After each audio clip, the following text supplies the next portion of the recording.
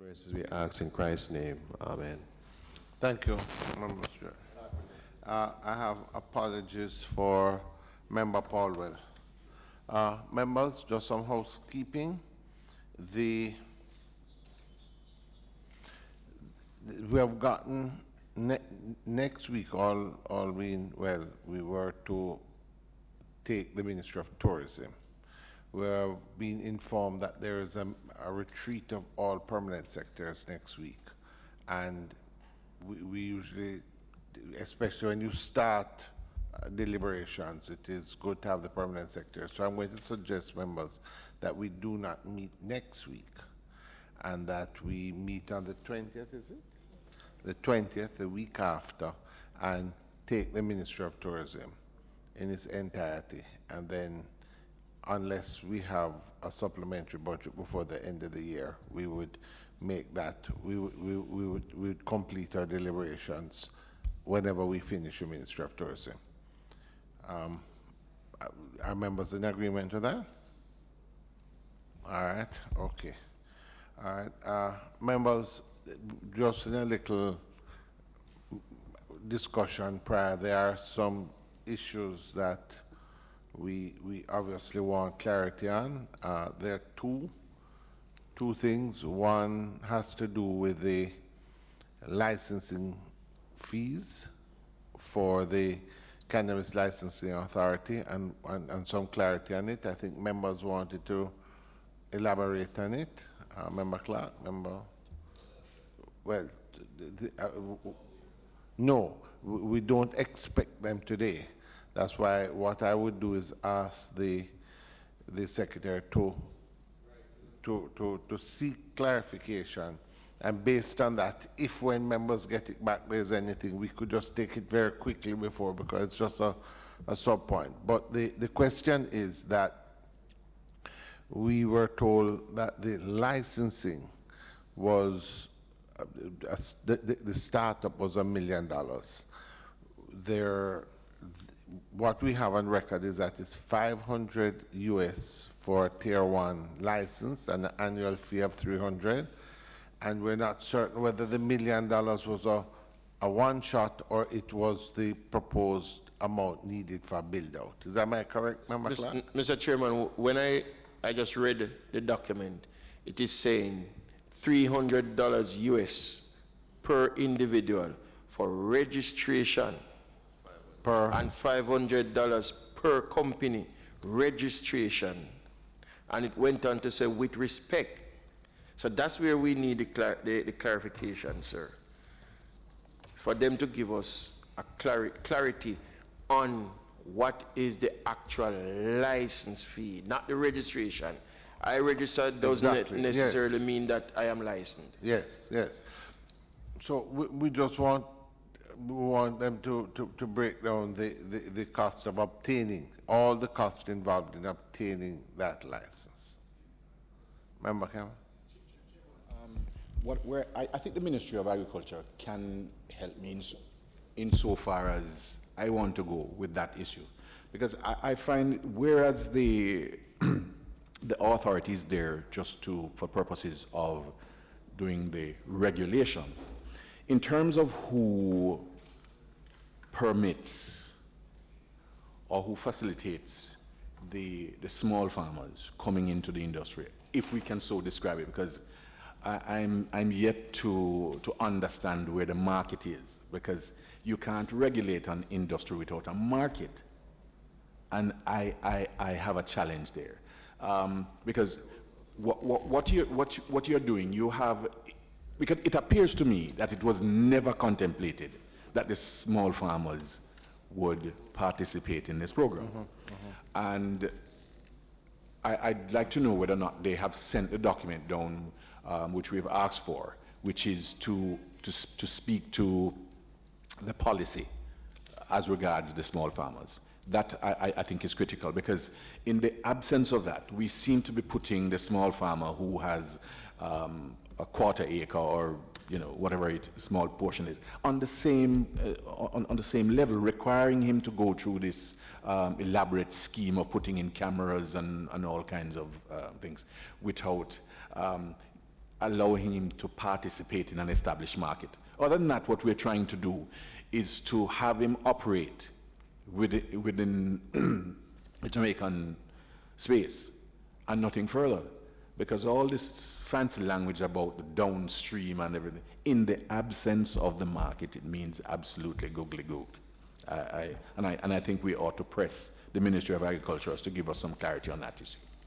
Yes, I agree. And at present, the only markets that seem to be in existence would be the dispensaries, those retail outlets that are opening, but those are not enough. And secondly, some medical research, etc. Mr. Chairman, Yes. if we don't get the small farmers in at the beginning, then there's nothing in it for them. They won't be able to play catch up. They can't play catch up. You have to hold them hand from get-go. Well, but that's what we're saying. The point that Member Campbell is making is the valid point as well. The large entity that goes in may very well be able to arrange their retail, their market. What is happening is that we don't see where the market is for those that are coming in, the small farmers. And the problem with that is that because it's a closed loop, as they call it, if you don't have the market, then you're not going to get the permit to produce. So it's a catch-22. And as I said, it is the role of the ministry and the CLA as one of its agencies to help develop this industry. And we're just hoping that they're not just regulating it, but they're also looking at how they're going to ensure that this market is developed. The second point that members you had wanted clarity on is we have here a note that the car park rental and maintenance. Oh, sorry. Okay, well, we got some clarity. Apparently, the rental and the car park rental and the maintenance is 34.2 million a year. It's all wrapped up in one. All right, so that's the other end of it. And I think, Member Clark, as we said, one of the difficulties we have, if memory serves me correctly, what they were giving to the farmers to assist with their startup was 15 million was designated to the two alternative development projects, and that is half of what they're spending on their own rental. And I think that in a lot of ways we're going to have to look at how our resources are allocated towards getting the projects off the ground far more than just administrative ends, but that's another argument. All right, so members, I'm going to invite in the Ministry of, yes. Colleague member Phillips had requested about the employees of TPDCO and the ministry is coming next week. Yeah. The week after next. But as I recall, he asked for the number of persons. But in that list, I would welcome an amendment to include those that are on leave or on interdiction, because it would complete, let's say leave, departmental leave, because they're still in the employment. Interdiction is a temporary suspension, right, so to speak, and so is departmental leave, or even vacation leave.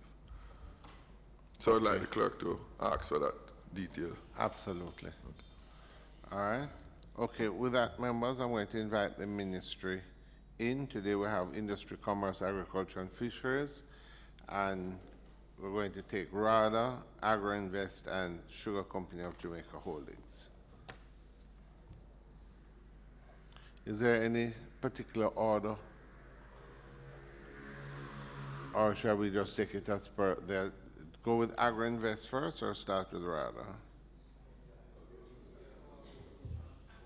Interesting. Oh, all right.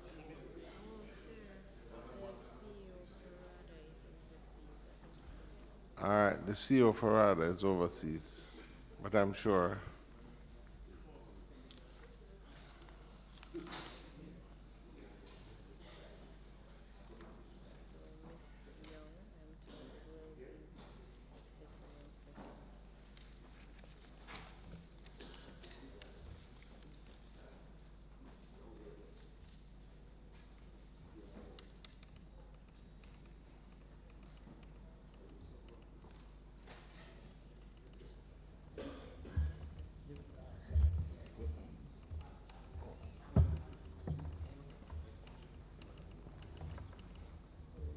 that.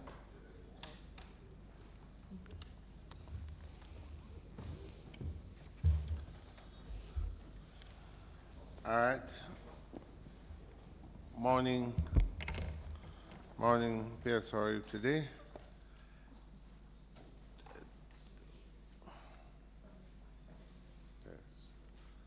Yes. Morning. All right.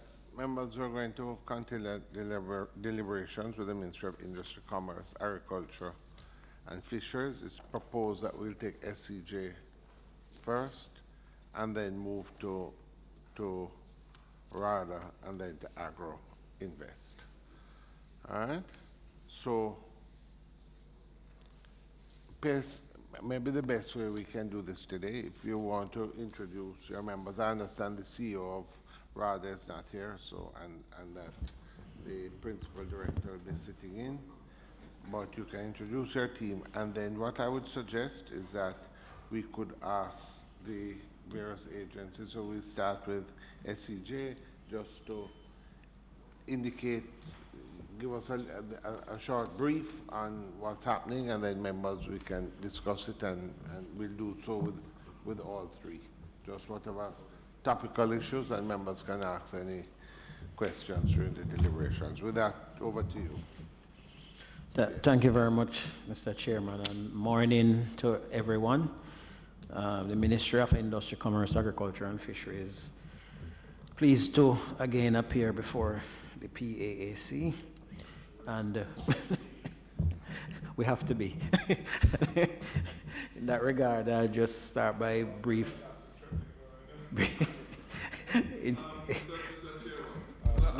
point of order. I need some protection. I need some protection, Chairman. From whom? From my colleague. It looks like a mob. Look like a mob. All your colleagues. Yes. Sorry about that, Mr. So my name is Dermot Spence, Permanent Secretary in the Ministry of Industry, Commerce, Agriculture, and Fisheries. To my immediate left is Mr. Coley. He's our Senior Director for Planning. And the absence of the CEO of Rada was mentioned. And so we have Mrs. Marina Young, who is acting in that capacity. And beside her is Mr. Pendergrass, he's the works engineer. And over on the far end there is Mr. Gaynor, who is the financial officer. Immediately behind me is Mr. Joseph Giles. He's the CEO of the NIC. And beside him is Mr. Shakir, the CEO of the SCJH. And beside him is the managing director. The other way around, managing director. Mr. Shakir is the managing director, and Mr. Vivian is the general manager. And beside Mr. Brown is Miss Tomlinson, our CPO at the ministry. And behind her is Mrs. Rambali. She is the financial controller at AIC. And beside Ms. Rambali is Mr. Scarlett. He's the AgriParks manager. And of course, Dr. Al Powell is sitting next to Mr. Scarlett, and he's the CEO. And over on the other end is Mr. What's his name again? He's the, what are you, the projects manager from AIC. So, with that in mind, Mr. Chairman, it's... So you want to turn it over to SCJ? Right away, sir. Okay, absolutely. Who is going to jump in? Managing Director or General Manager? I will open, sir. All right. Just by order, Chair, with your permission, it occurred to me while the PS was making the introduction, the positions rather at SCJ. If either the PS or Mr. Shukra could start by giving us what the structure is from the top. I seem to be having a difficulty here, Chairman, with my communication. But Try that one now. I think they're both on the other way. Huh? Okay, so. No, this one is on. Okay. Yeah, try it now. All right, yes, I have it now. All right. The head of SCJ is the managing director, supported by a general manager. So that is the executive structure. And under there are some senior managers and then line managers and general staff. And you are the chairman? I am not the chairman, so the chairman is Mr. Danville Walker. Mr.? Danville Walker. Danville Walker? Yes, sir. He's the chairman of SCJ? Yes, sir. He's the acting chairman. Okay. And who is the substantive chairman? You said he's acting? He is actually interim chairman. He's interim chairman? Chairman. And who is he interim for? Is there somebody else? Just want to... No, it is expected that he will be confirmed in due course. But for now, he's an interim chairman? Yes, sir. And your position is? Managing director. You're a managing director. And you have a general manager? Yes, we do, sir. Who is the general manager? Mr. Vivian Brown. Okay. There was an executive director at some point? Yes, there was a chief executive officer was the position. Okay. So, a managing director. How many senior managers are? Off the top of my head, I would say about 4. 4 senior managers. Okay. And line managers? About 6 or 7. 6 or 7 line managers. And a total staff complement of approximately 60. 60. Okay. But your office space is not, you're not paying $55 million a month for your office space? No, sir. We own the premises. It's at Lot 12, Innswood in St. Catherine. I'm familiar with that office space. I believe you are, sir. Yes. No, and I say it not, Mr. Chairman, not in a trivial way, because looking at agents in the ministry, CLA as a staff complement, I think, of 55, and they are paying 50 and they're approaching $60 million per month, per year, for their rental costs. And when I look at your complement of 60, which is close, that's why I make the analogy between the size and what you are executing. What's your budget size? I'm sorry? Your budget? Our budget is... Roughly? What is it? About $200 million. 200 million. I don't think SCLA budget is that much, but Mr. Spencer will... 271, yeah. And you are tremendously less in executing the system. Yes, sir. Yeah. So you'll, okay, we'll go into it further later on.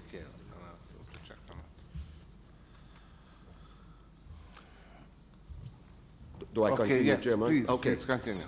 So for the benefit of members, Chairman, SCJ is a agricultural land management company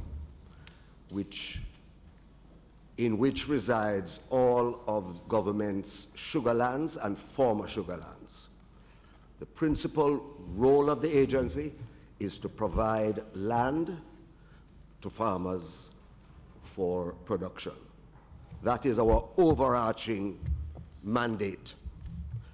We have under our management and control perhaps 180 to 200,000 acres of land.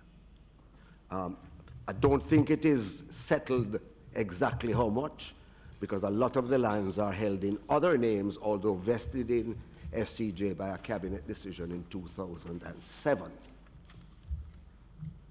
By that decision, all sugar lands and all former sugar lands were vested by the cabinet in SCJ Holdings Limited.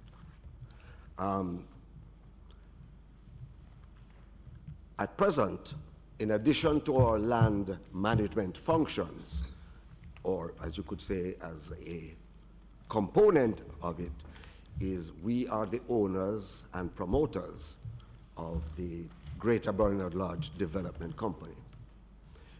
Development plan, program, which, as members are aware, is proposed as an integrated development in Bernard Lodge, lands part of Bernard Lodge, comprising approximately 5,300 acres. 5,300 acres, of which it is proposed that 1803 be developed into housing and light industrial and commercial activity. The remainder of the land, which is approximately a little over 3,000 acres, will be dedicated to agriculture. And there is about 555 acres which is provided for social services, schools, clinics, police stations, post office, etc. 555 acres.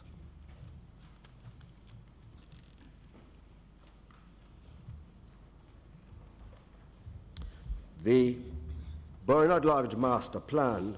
A little clarification. I'm sorry, sir. In that 555 for recreational, is it It's really not recreational. It's social services. social services? And that would be to support the housing, proposed housing The development? development, yes, the proposal. So is that really an integration between housing and social And services? social services.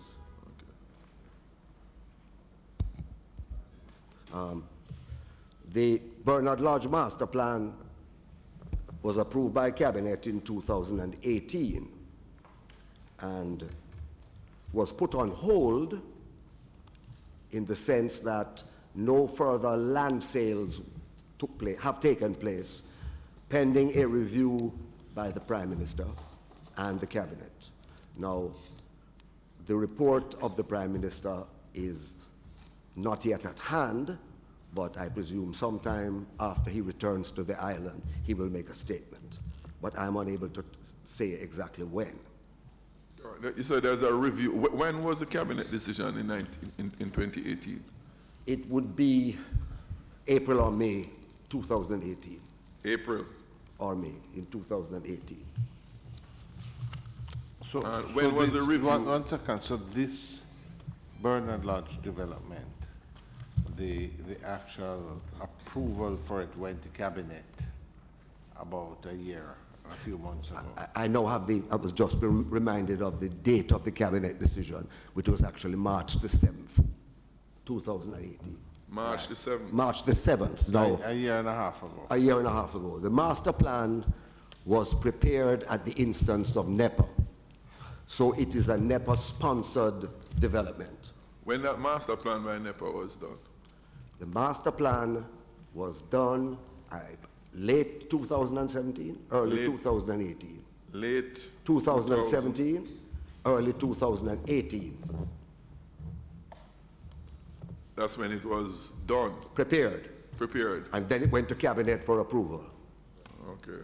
It was prepared in-house, or it was prepared, or they had NEPA they sent it out, or NEPA engaged a number of professionals, engineers, physical planners, and NEPA led the team that prepared the master plan, with the aid, of course, of the government agencies, the relevant agencies, WRO.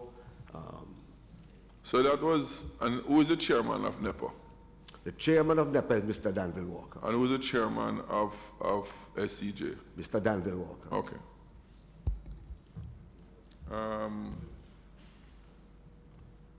Okay, can proceed. yes, member. Can you say when did NEPA started to engage other agencies in terms of consultations? Yes. This would have been towards the end, the latter part of 2017.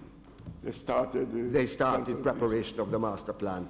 Apparently, I came after the master plan was developed, but my understanding was a number of requests came to cabinet for land purchases.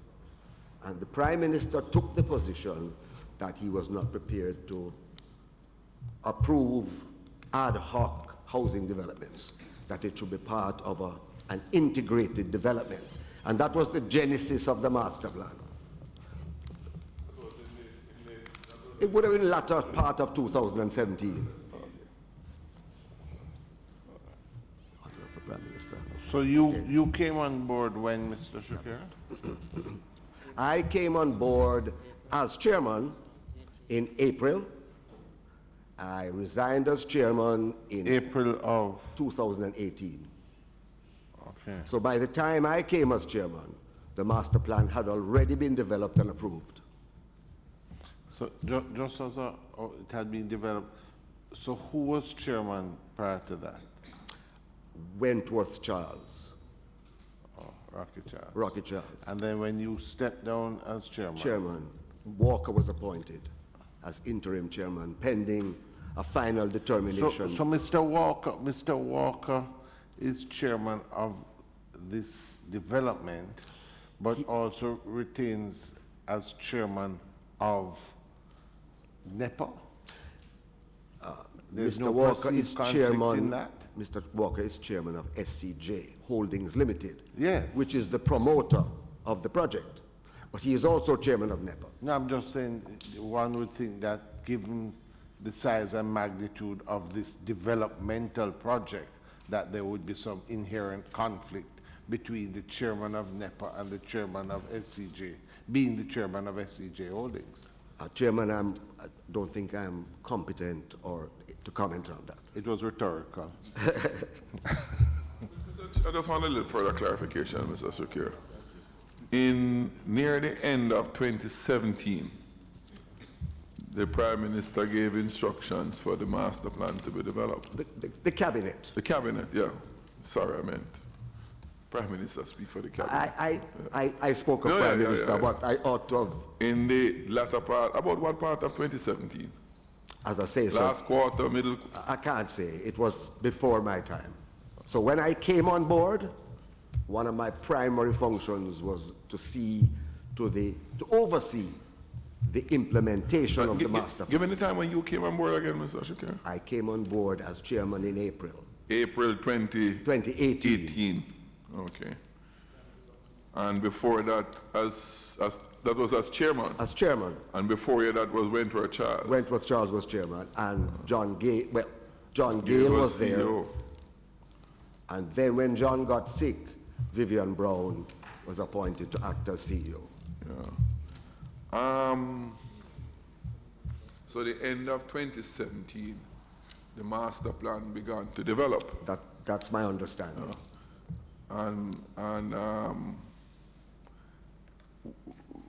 In the latter part of 2017, in the Bernard Lodge lands area, were there any sales agreement or completed sales done for lands in All right. Bernard Lodge? Going back in time, a number of proposals were received when the Bernard Lodge lands were vested in the Commissioner of Lands. It was a number of sales requests that were received by the Commissioner of Lands. When the lands were passed over to SCJ, SCJ inherited these in-progress sales. In-progress sales? In the sense that we inherited the unsolicited proposals, and our job was to implement these sales. So look, let me just clear. I'm kind of a little bit slow here, but Sure. bear with me. Chairman, I crave your indulgence.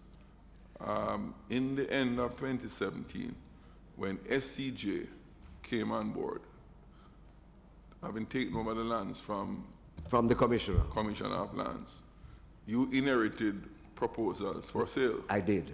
We did, rather. I'm You so did. sorry. We did. Yes. SCJ When I say you, did. I'm talking the entity, not personal. Yes, right? okay. So, you inherited in the last quarter, put it to the last quarter of 2017. Yes, I would guess so. Right, you inherited some sales agreement then? A number of proposals. A number of proposals? Not sale agreements. Number of proposal for purchases or lease? That is correct. For purchases, right? For purchases For purchase. and lease. And because lease. in one particular case, there was Yeah. a mix of leases and purchase. So there were applicants for purchases near the end of 2017. At that time, That is so. yes. Was there any commitment given then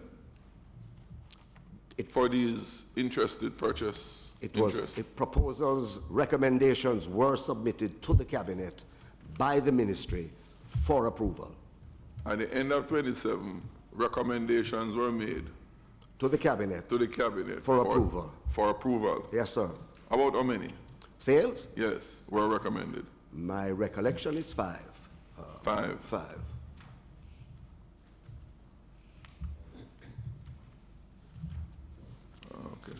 record, these were for big projects, or? Yes, sir. Generally speaking, big projects. About how many acres altogether those 5 would constitute? Well, I can look at one in particular. One large project which is now public, which is an agro-industrial project, which is sponsored by, I don't know if I need to call names, but by, it's public, it's public knowledge. Megamart. Cost Club Limited, Yes. which is the owner of Megamart. Yes. I think Megamart is merely a business name. Yeah. Cost Club acquired by lease and by agreement to purchase approximately 400 acres of land. 400 acres. Located in that part of Bernard Lodge known as Cow Park. Okay. And that is in That would have been Block C. Block C. Yes, sir. Yeah. That's 400 acres. The other 4? The other sales? Yes. There was one for light industry, for commercial, and the others were for housing. That's 2. The others were for housing. Others, all. The so others. The 3 others. 3 others. Yeah. Were for housing. 3 commercial. And altogether, how many acres that would make up? I mean, the ones for housing, how many roughly? I'm thinking, sir, it could be, let's leave out the 400. Yes. I would say another 600 to 700. 700 acres for housing. Okay. 700 was for acres. For housing. Housing, sorry. 400 for the agro-processing, That's which right. is Costco. That's right. And then the commercial one would be roughly? There was one, a small one, 30 acres. 30.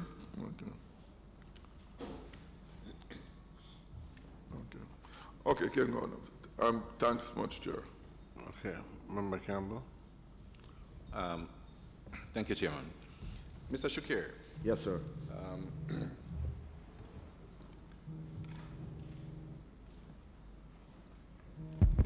The matters of which you spoke just now, about these parcels of land and contracts or would-be contracts,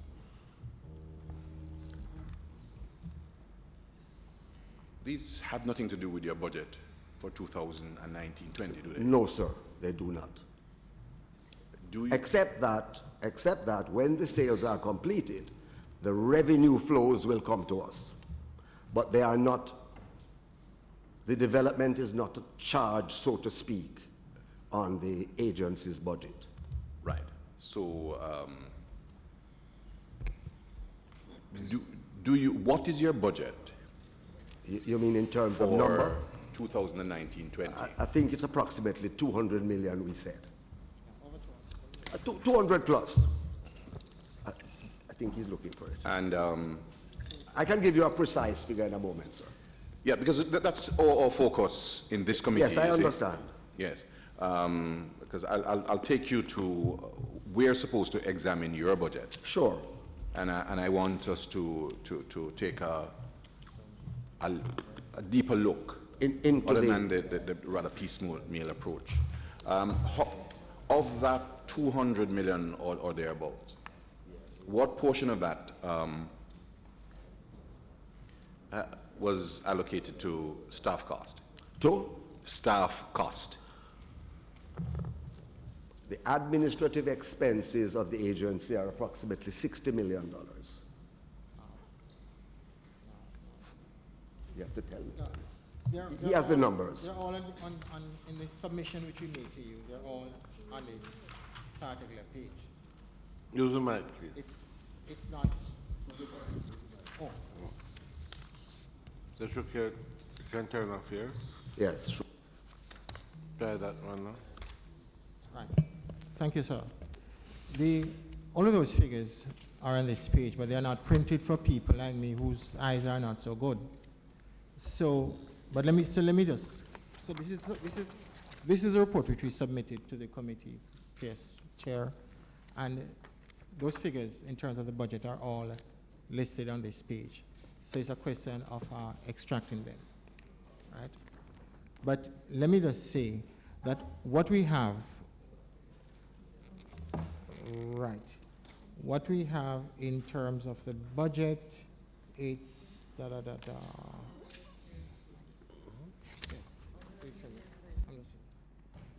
this is the budget. That is the budget figure, that column.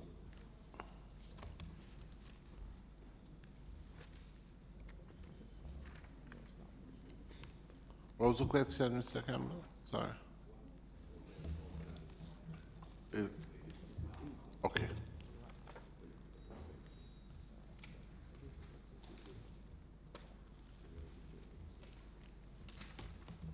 Yeah, hear me. Yeah. So, the total expenses are 278 million, approximately. 278 million, turn on.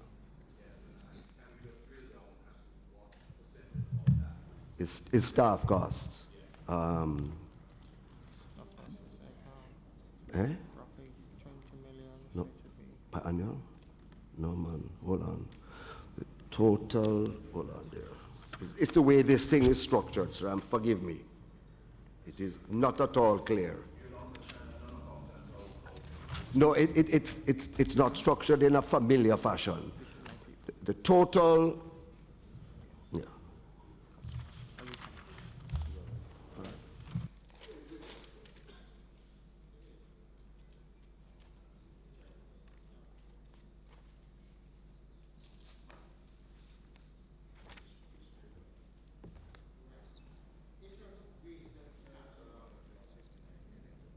In terms of wages and salaries, it is $159.5 million.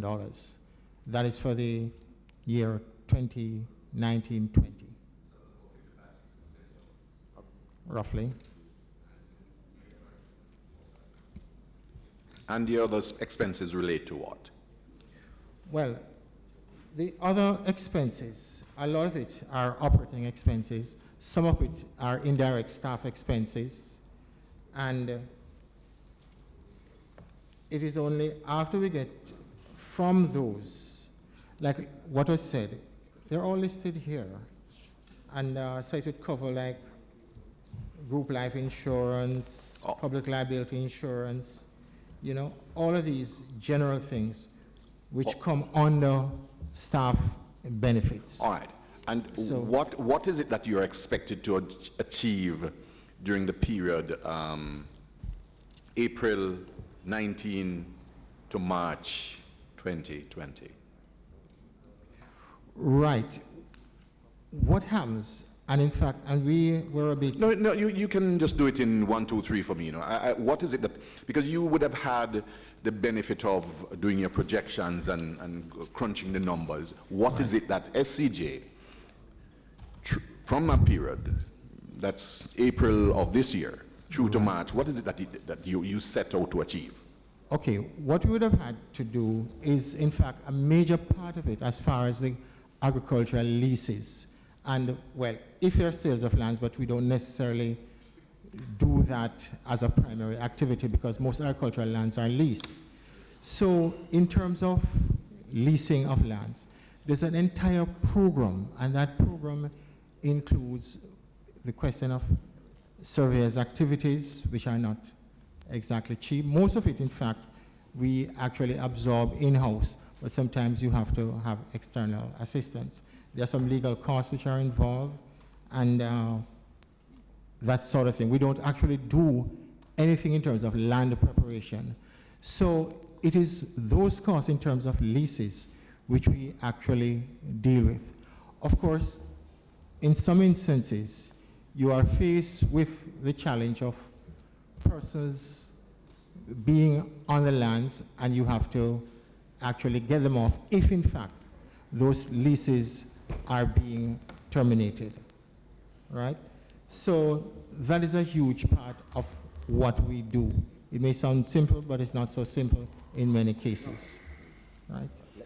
What's your projected income for 1920? Right. No, 1920. 674. Right. 1920. It's 674, but it involves two things. 674 million, but it involves two things. It involves the question of lease payments for lands which we have leased, but also the net returns from any lands which are sold. So it's generally a combination of those two categories. All right. Let me just focus solely on the lease income. Right. What is that? What's the projection in that area? Lease income. Because you'd be treating a sale as an extraordinary item. 102 million. Right. But all right. And so the differential, which you have as $572 million, where would that come from? It's mostly land sales, and in fact, and some new leases, because we have old leases and new leases. I should make the point that in fact we have older leases, and in this fiscal year, when we have recovered some lands which previously were leased to other entities. Or let me tell you what I'm driving at. Right. Why is it that you have to incur expenses of $278 where your ordinary income is $102 million? I assist me, because it's a good question, Mr. Campbell. There has always been I inherited a disconnect between lease income and operational expenses. That has been there for some time. You had asked earlier what were our foci for this fiscal year, main activities. If you allow me, the implementation of the master plan, the recovery of non-performing leases, and the releasing of lands as best as possible. Now, you asked about expenses. A major item of expense is relocating informal persons who occupy agricultural lands. A number of these lands cannot be leased, cannot be sold, because they are subject to informal settlements. Now to regularize those settlers involves the expenditure of substantial sums of money. We can't throw people off our lands. We have to find an alternative location. We have to compensate for moving, and we have to help to re-establish. So, main implementation of the Bernard Plan, implementation of the Bernard Lodge Master Plan, the maximizing leases, recovery of non-performing leases. I think the committee would find it interesting that we have about 400 leases, 300 of which are non-performing or underperforming. So that is the challenge of the agency going forward. How we intend to live for this fiscal year is not the ideal way to live.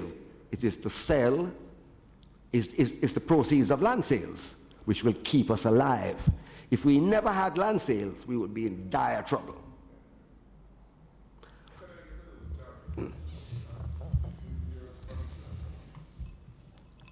That relocation cost you mentioned of, which is a major cost for you. It is a major cost. Which runs the liability that Member Campbell referred to. I happen to know of one such area under your jurisdiction, Bernard Lodge, where a number of those quote-unquote informal settlers, they all are actively, these informal settlers were not residential settlers, they were active in farming. If the persons who leased the land was delinquent, was there any consideration given to formalize those farmers, since your remit is to facilitate, enable agricultural production? And in those areas where you have farming infrastructure, access, roads, irrigation in place, and to some extent, some amount of security, by the operating farmers. All those ingredients are in place, except for those who lease the lands from you are delinquent. Why didn't you consider, rather than incur a cost for relocation, to formalize those leases so you would negate the losses for relocation? Two, you will sustain the agricultural production that is taking place, which is part of your remit. So, Chairman, if you allow me to reply, I'm going to ask you, member, to distinguish between informal settlers on the Bernard Lodge master plan lands and informal settlers on the bulk of STJ lands, which is otherwise. It is the other lands that I have been discussing. The cost of relocating persons who occupy residentially or otherwise lands that are for leasing across the island. Now, to focus on the master plan, there are 104 lessees that are adversely affected by the master plan. I use adversely guardedly, but adversely affected. There are 55 informal settlers within the master plan area. All of those informal settlers we have made commitments to regularize. Not necessarily. If they are within an area slated for development, whether housing or commercial or light industrial, they will have to be located somewhere else. So 55 informal settlers in the Bernard Lodge master plan area, you are relocated. You are making arrangements to relocate them. Mr. Shakir, for all the persons in the Bernard Lodge master plan area, including the 104 and the formal... The 104 formal and the 55 informal. And the 55. Together, that 159. Yes, sir. That you have relocated. I am relocating. No, those that you have relocated already. Yes. And those that you contemplate relocating. First, those that you have relocated already, what is the total cost that SCJ has paid out for those that you have resettled already?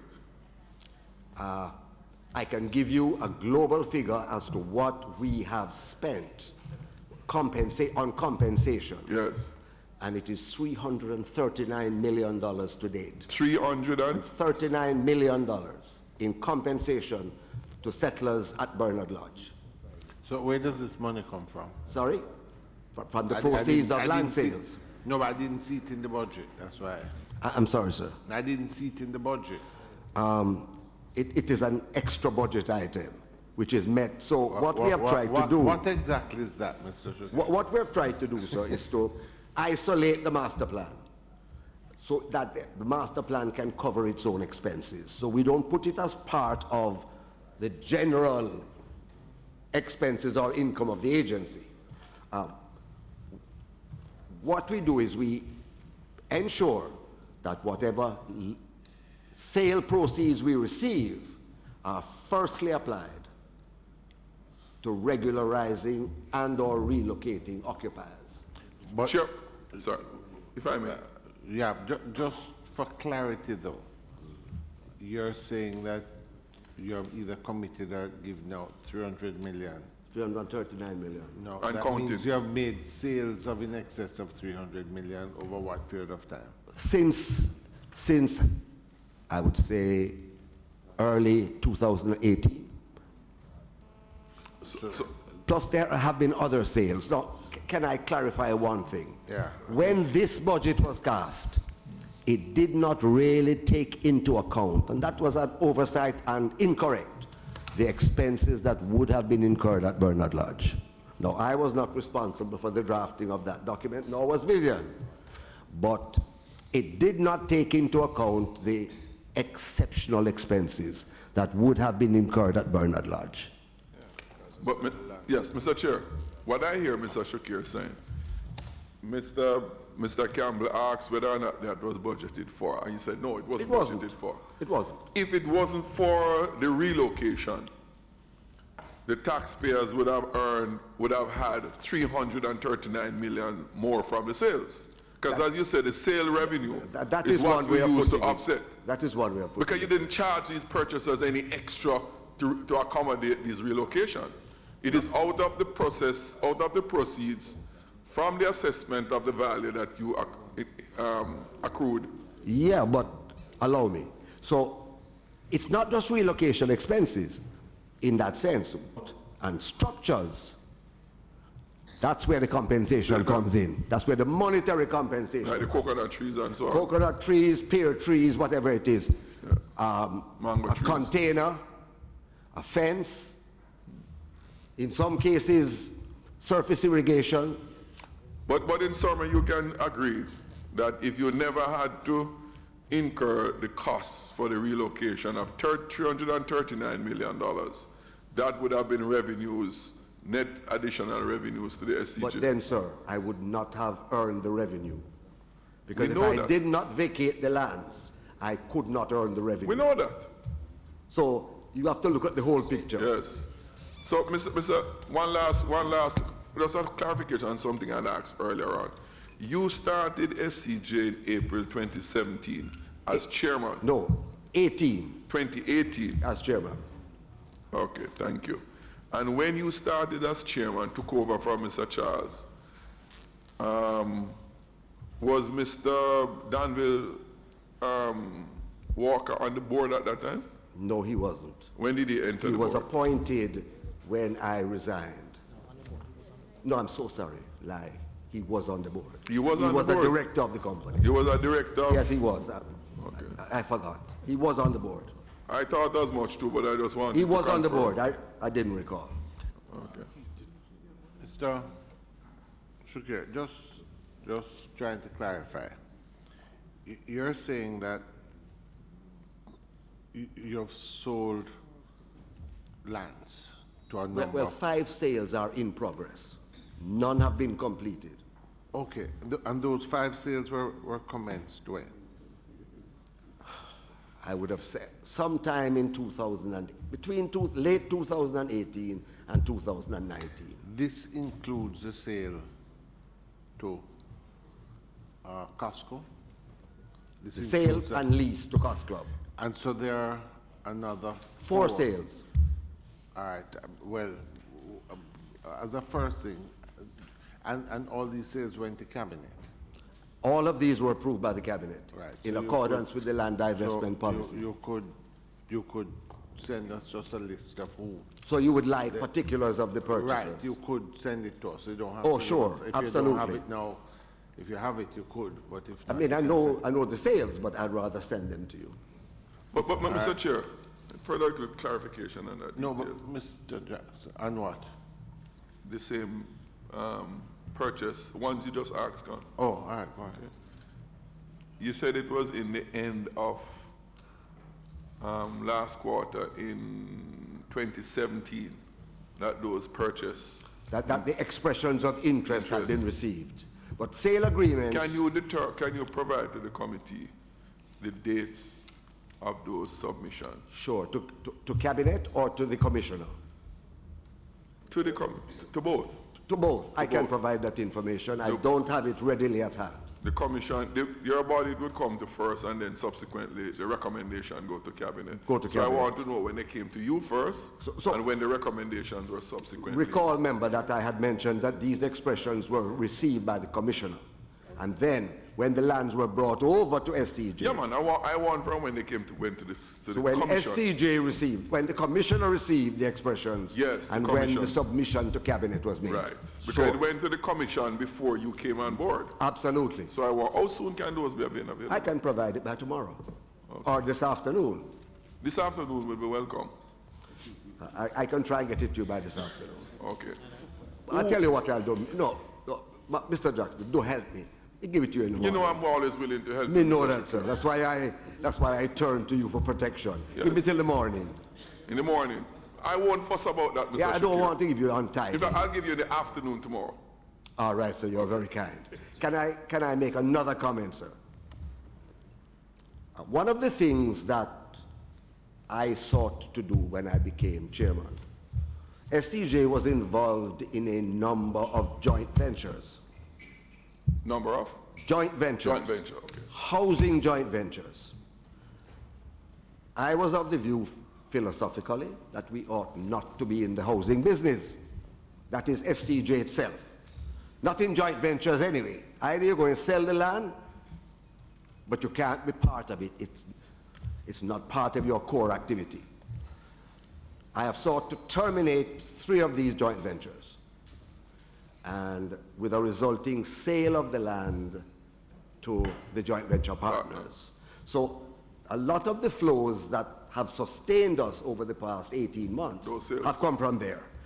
You will recall the sale, the joint venture at Orchard. There was the joint venture at Silver Sun. Those 2 particularly have been terminated. And the one that runs across there, that check is now doing. The one that run for the 1,600 units. Well, that's Silver Sun. That's Silver Sun. That's Silver Sun. No, Silver Sun is the one. The one on the hill. Which one are you talking about? No, man. Silver Sun is the one out by it's at Old Harbour Road. Innswood, yes. Innswood, yes. But the one that runs across the Bernard Lodge, for which check is about the third development. Oh no, that is a housing agency project. Housing agency. Yeah. Yes. It's a housing agency project. Yes. Yeah. Thank you very much. 1 second. No, I've But been trying to... who was the minister in charge of SCJ, NEPA?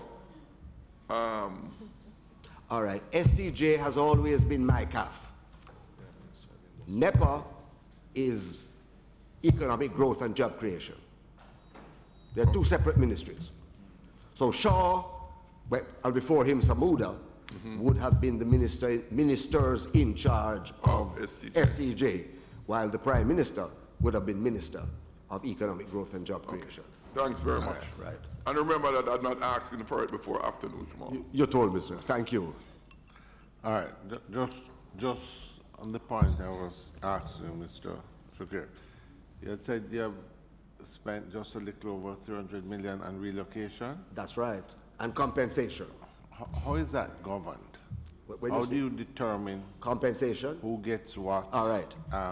And how? And who has oversight of that? So what happens, Chairman, is that Rada is invited to carry out valuation of crops. Compensation is based on Rada valuations of crops. Where there are fixed structures, then real estate valuators, chartered valuators are brought in, and they opine values for those fixed structures. That is the basis on which compensation is determined. Now, as to who is relocated, the master plan shows, I saw your screen, Chairman, and I was wondering whether a PowerPoint presentation would have been helpful to the committee, but that's an afterthought. It is clear where the development blocks are on the master plan drawing, and it is lessees and informal settlers falling within those blocks that have to be relocated. Yes, but I'm just saying that, so you will have an informal settler, and obviously you go to them and say, we'll give you X, and if they can say yes or no, you can have those. They can, right? Theoretically. So, yeah, so the question is, who approves these expenditures? I do, as the Chief Executive Officer. So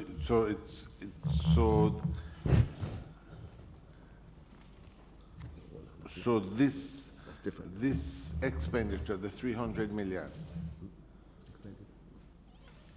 the 300 million, that is something that is determined by... Would have been approved by me on the recommendation of my line staff.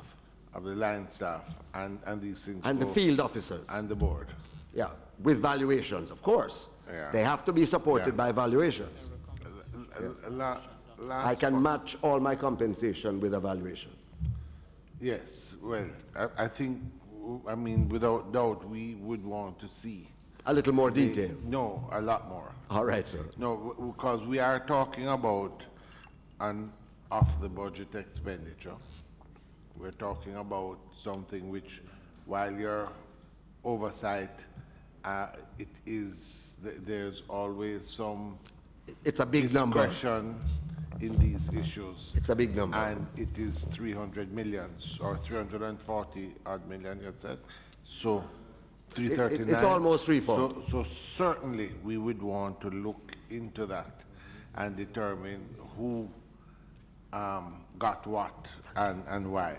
Last thing, in terms of the implementation of the Bernard Lodge master plan, you had indicated this was something that was developed, the master plan, by NEPA. That's correct, sir. You also indicated that one of your 3 core functions is the implementation of this master plan. Now, you had also indicated that some lands have been sold already. What I'm kind of not understanding, if this is a master plan, you had indicated 100 acres 1,800 acres is for housing and development. commercial activity. The question is this supposed to be developed? Are you saying I'm going to pick 5, 10 people to do it? Or are you working with a commercial or a private sector entity which would manage the entire project? Is that, what is the thought? You mean the going sale forward? of the lands? Well, you have a master The whole plan. thing, all right. Let me try You have to... a project. I'm not quite certain. I'm seeing this master plan, but I don't know if it is, whether I should apply for some land to build some houses. All right. Or whether it's going to be part of a, as you said, a master plan. No, if you don't. So, Chairman, let us look at the project in sections. Let's look at land sales. Post the 5 cabinet-approved sales, the cabinet has said no more sales without a public competitive process. Oh, so these 5 what's the term again? Unsolicited. The legacy. There were legacy proposals. Some dating back to 2018. To 2004. So you have persons who. But they were accepted in. You had said they were accepted in 2018. There was one particular sale, and if you permit me, I don't think it would be improper to name the purchaser. It's New Era Homes. Government purchased a property on Halfway Tree Road several years ago from New Era Homes, and it was always agreed that they would be given land in exchange for the building. One of the sales approved by the cabinet was to give effect to that decision. So that is a legacy one. The Cost Club proposal, as I understand it, originated from when Minister Roger Clark was in office. So that goes back some time when there was discussion about this project. The other proposals, other approved sales, are a little more recent. One was to facilitate the Windsor Irrigation project. One was to provide a commercial area to support the Phoenix Park development, which had been approved, I think, from 2016. And who's the final one? I think I've covered them all. Okay. Yeah, but just to answer, please, I'm coming, Member Dunn, you're next. But getting back, this project. Is more than that, though. It's more than that. This project, is it a project like the logistics hub? You're looking for somebody that would be in charge of the whole project development. Is it intended to do it like that, or is SCJ or NEPA the implementing arm? Okay, so while SCJ is the promoter of the development, it is not SCJ that will see to the construction work. A company by the name of the Greater Bernard Lodge Development Company has been or will be incorporated, and it is to be each purchaser of land within the master plan area will acquire a share in that company. It is that company that will engage the National Works Agency to do the road works and drainage works, to engage Jamaica Public Service Company to put in electrical infrastructure, to engage the water and sewer provider, etc. So it is that development company that will see to the execution of the project. So there is no one extra governmental body That will oversee it? that is going to be involved in this development? Yes, sir. There is an enterprise team that will oversee the implementation in the broader sense. Has that been set up? There is an enterprise team. Who chairs that? I chair that enterprise team. Okay. But you're coming right back. It's all SCJ. It's the same individuals. I was just, I'm not. All right. So let's look at the enterprise team. The only person from government who sits on that enterprise team is me. Okay. The other members of the enterprise team, civil engineer, planner, in fact, 2 civil engineers, I can give, it's public information. Desmond Young, civil engineer, Martin Addington, environmental planner, Mr. Maurice Jones, who is a well-known. Yeah, but what I'm trying to understand is, so the idea was to just say we have 1,800 acres. Anybody that wants to bid for any amount of land, just bid, and we just move on from there? No, sir. I was telling you that when the Prime Minister gives the okay, well, it was the Prime Minister who instructed the review. All right. But the Prime Minister made a public statement. The Cabinet directed that all other sales should be by a competitive public process to be managed by the Development Bank of Jamaica. So you had a number of persons who had already given expressions of interest. Remember the 5 that I mentioned previously, No, Chairman? other than the 5. No, we have a long list of persons who are interested. But the only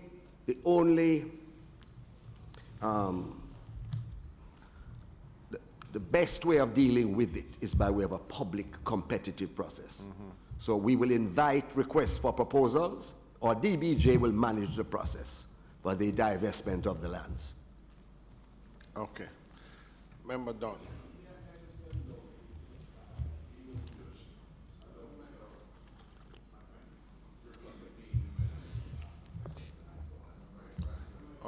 That you would have come back to me. I make no. I'm not protesting. Better late than never. Very well, sir. That's very kind of, very kind of you, sir. And let me just ask Mr. Shukir, the numbers you have crunched and suggest that you have somewhere in the region of $1 billion in receivables. Well, I don't know if it's. Oh, it will be a lot more than that, sir. Well, let me ask, what is it that steps you have taken to recover those sums? We have, when you say those sums, I'm a little unclear as to what sums you're talking about. Receivables. Well, can I say, member, that going through the numbers. Well, I don't think there's a dispute that you have the receivables. No, but what I want I want to make clear to you, member, is that a detailed analysis of these receivables is now disclosing that a number of them are not real, and that's part of our problem. They are not real. Yes. So, can you tell us then who would have created those unreal numbers? I I don't know that they were deliberately created, sir. They are not, in fact, due to the company. They are not, in fact, due to the company. All right. Due to faulty accounting, poor management. Well, let's drill down a little further. You of the $1 billion which you have listed there, how much of that would you say is a real receivable? 50%. Right. And then let me ask, what steps have you taken to recover what you deem receivable? Absolutely. We have instituted suit where necessary. We have evicted tenants who have not paid. No, I'm not talking eviction. No. Eviction is one thing. It remains on your books as a debt which has been incurred, and you have the duty to recover. It's a state fund, and right? what I am saying to you, member, is that all steps that are required are now in train or have been taken. You have a legal department of the sugar. I absolutely do. Right? How many lawyers do you have staffing? We have 2 lawyers. 2 lawyers. But we also have external counsel. And they are paid in the region of $12 million a year. No, so they're paid under $4 million a year, or about $4 million a year. Right. And how much would you say you have recovered since April of this year of that $500 million which you deem real? Well, for example, the receivables from the orchard project have been realized by sale of the lands. But a lot of the lease rentals... And pardon my ignorance. By the sale of the land? Yes. That was part of the receivables. The joint venture anticipated that SCJ would receive certain monies. Upon termination of the joint venture, the proceeds came to SCJ. All right. In the course of the year. All right. Let's.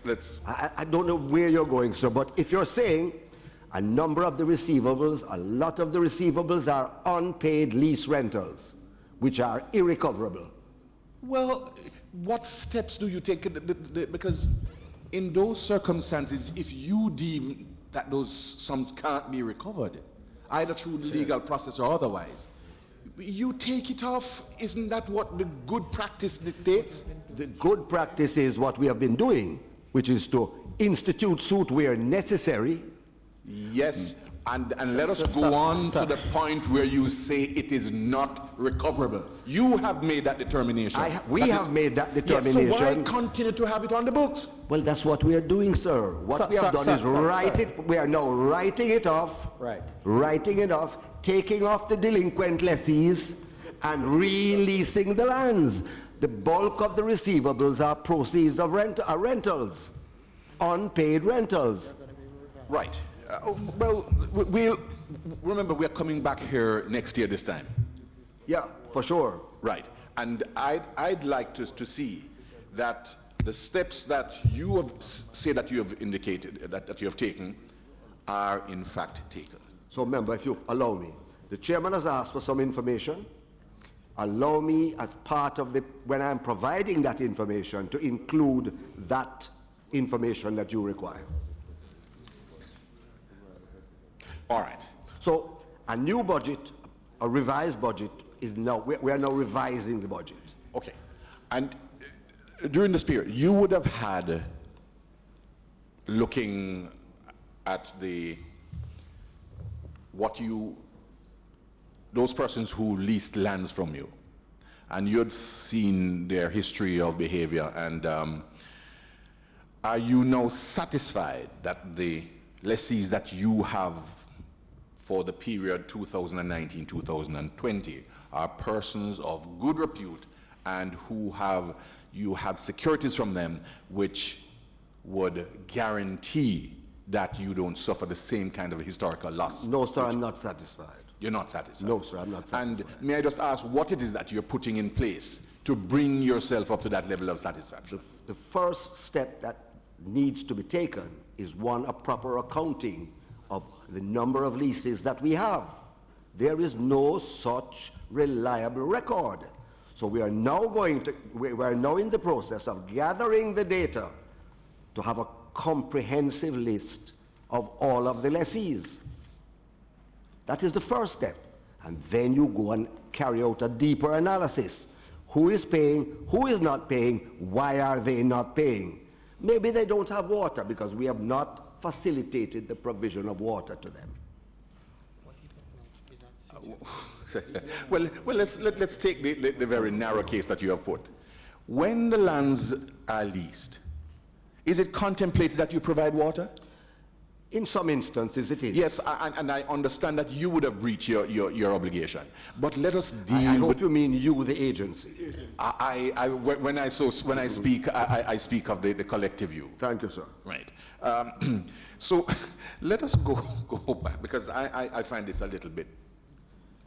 No, member, you're off the rail. You're being a little hard. Let us look back to the genesis of this company.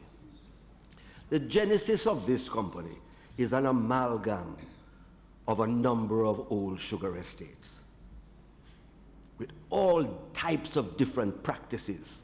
The legacy problems of this agency are innumerable, and it is those legacy issues that have held the agency back for so long. There is a debt due, a post-divestment debt due to the Petro-Carib Development Fund of $11 million US. Sorry, repeat that. There is a debt due to the Petro-Carib Fund of $11 million US as a post-divestment expense. How did that come about? The truth is I inherited it, but I believe expenses were incurred on the divestment of the sugar factories that were funded by the Petro-Carib Fund, on the understanding that SCJ, who theoretically was in receipt of the divested lands, would use the lease rentals to pay off the Petro-Carib Fund and other creditors.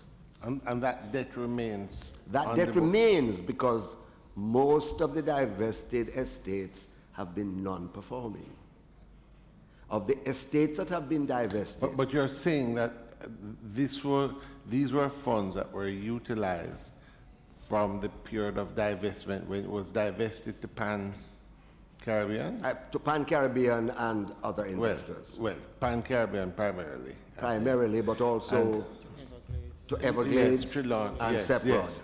But that process incurred a debt of $11.5 million US. That's correct. Which has remained on the books of SCJ. Okay, well. The understanding was, now that the lands were leased to the new operators of the sugar factories, those lease rentals would service the Petro-Carib debt. Yes, but and that simply has not happened. That sounds like a large sum of money to incur in a divestment process. I know way before your time, but members, it is certainly something that would warrant some investigation, if not by our committee, certainly by the Auditor General and the When you set off your debt against the value of the assets which you are holding, where are you? When you say my debt, you mean like the Petro-Carib debt? Or all the debts? To Petro-Carib, you're saying? Well, to inclusive of the Petro-Carib debt. Well, this company, member, has 200,000 acres of land. 200 acres. Worth several billion dollars. Right, and all I'm asking. So we have huge assets. But a lot of them are non-performing. Okay. We now have to make them performing. And so you have to discount the value, right? In order, I don't know why. You're holding a non-performing asset. And I'm saying, if you were to now set off all the debts which you are carrying, for whatever reason you're carrying them. Against my assets? Against your assets. I would still be a substantially asset-rich organization. Right. But then it is done at the expense of the income which the asset should be earning. Yeah, agreed. So I don't want us to go into... No, they have to be converted into performing assets. Yes, and I don't see really what I'm getting at is when we come here and I'm asked to examine your budgetary expenditure, so you are eating up all this money. Well, you know I'm not going to agree with you. When I say you are doing it, it is the entity. No, I understand. It is spending $270 odd million, and it is supposed to be focused on the different operational areas to make sure that they're operating at their optimum. And that's what I want. Agreed. You to do. So in the year that I have been there, we have entered into 100 new leases of 25,000 acres of land. And those are performing, and those are good quality. For those I can vouch. I cannot vouch for the 300 I inherited. Just before we move on, I'd like to acknowledge the presence of the Cedric Titus High School from Trelawney, Clarkstown. Welcome to Parliament, and I'd also like to acknowledge the presence of Mr. Donovan Reynolds, who is director of the Westmoreland Hemp and Ganja Farmers Association. So welcome to Parliament. All right, I have on the list Member Don, Stewart, and Jackson. And Mr. Don, I think at the same time, just in keeping, we had said there were 5 sales, but I understand there's also 100 leases now. New leases. That have come on during this period of time. I think also. You want that information also? Well, yes, because we're just trying, but these are leases across the island. That this is not the Bernard land. No, sir, not right, Bernard Lodge. Bernard Lodge. These are non-Bernard Lodge lands. All right, no, Mr. Jackson, I'm not. You're on. All right, because I have you on the list as well. Your detail there, what you just asked, the 2,000 acres of lands, I understand, sold in Innswood, right? Leased. Okay. Leased. All right. Member, yes, on the question. Yes, Member Don. Thank you very much, Mr. Chairman. Question to Mr. Shakir. Mr. Don. You mentioned the expense of $300 million, and a large portion of that expense is used to deal with compensation for persons who are occupying the land for whatever shape or form. What sort of amazes me, and a little bewildered, because if these lands exist, the question I want to ask is, do we have an enforcement unit at SCJ that goes and look if the lands are being occupied outside of lease arrangements? Do you install signs on the properties to say no trespassing, etc., etc.? So is there an enforcement unit, and is it active? That's one question. The other question I'd like to ask pertains to grazing lands in St. Mary. Are all these lands former sugar lands leased, and to who? And by leasing the land, is there performance criteria for persons who would have leased the land for them to be in production for a particular period of time? And if the performance criteria is there, what have you done subsequent to that? To enforce it. To enforce it is your point. Allow me to try to answer the questions. 1, do we have an enforcement team? Yes. Is it as effective as it could be? No. So now steps are being taken. 1, to procure a security service, which we know can't put security guards at all our properties, but we'll keep an eye on the properties, put up no trespassing signs, trespassers will be prosecuted. So now we are in the process of procuring a security company to monitor the activities on our diverse land holdings. Do we know who informal settlers are in all cases? No. But we do have knowledge of a number of them. Now, you gentlemen know how this thing works. it's not always easy to evict squatters. Pardon the expression. It's not always easy. So there is an enforcement program and team. It is not as effective as it could be. It is being enhanced. And I think if I am here next year, and we are all here next year, I would be able to say to you, we have achieved some modicum of success. What time period do you have to get this going? I'm sorry? What time period do you have to acquire this security arrangement? I would hope within 90 days. In fact, we had an expression of interest by one security company, but the board asked that it be subject to a public, an open tender. So we are in the process, we will about to tender for a security provider. Now you asked specifically about grazing. Grazing still remains in the possession of the Commissioner of Lands, even though it is sugar lands. We have made repeated requests for the grazing property to be transferred to SCJ. We have now been advised by the Commissioner that this is in train. But because of that, I'm not in a position to say who the lessees are. I do know that the largest lessee is Jamaica Producers Group. I do know that, because that's public information. Okay. Member Dunn? Are you done? Member Stewart. Thank you, Chairman. Through you to Mr. Shakir. At the commencement of this whole project, there were some uncomfortableness in terms of the way the farmers were on the land were treated. You mean at Bernard Lodge? At Bernard Lodge, I'm referring to Bernard Lodge. What is the situation that prevails there now in terms of the farmers? Because we have to look at the social side also, and the displacement of these persons who have been there for decades. What is the situation that prevails there as we speak? I am, of course, subject to contradiction by the Member of Parliament, but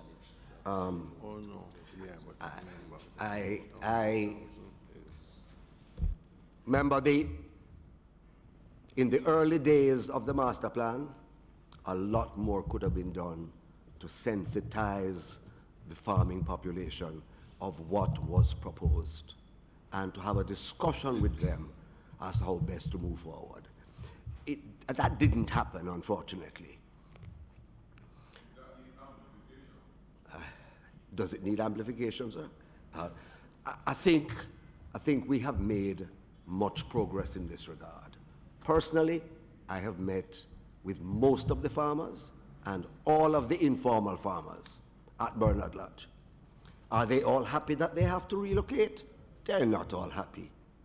But I think we have reached a level of understanding between the agency and the farming community that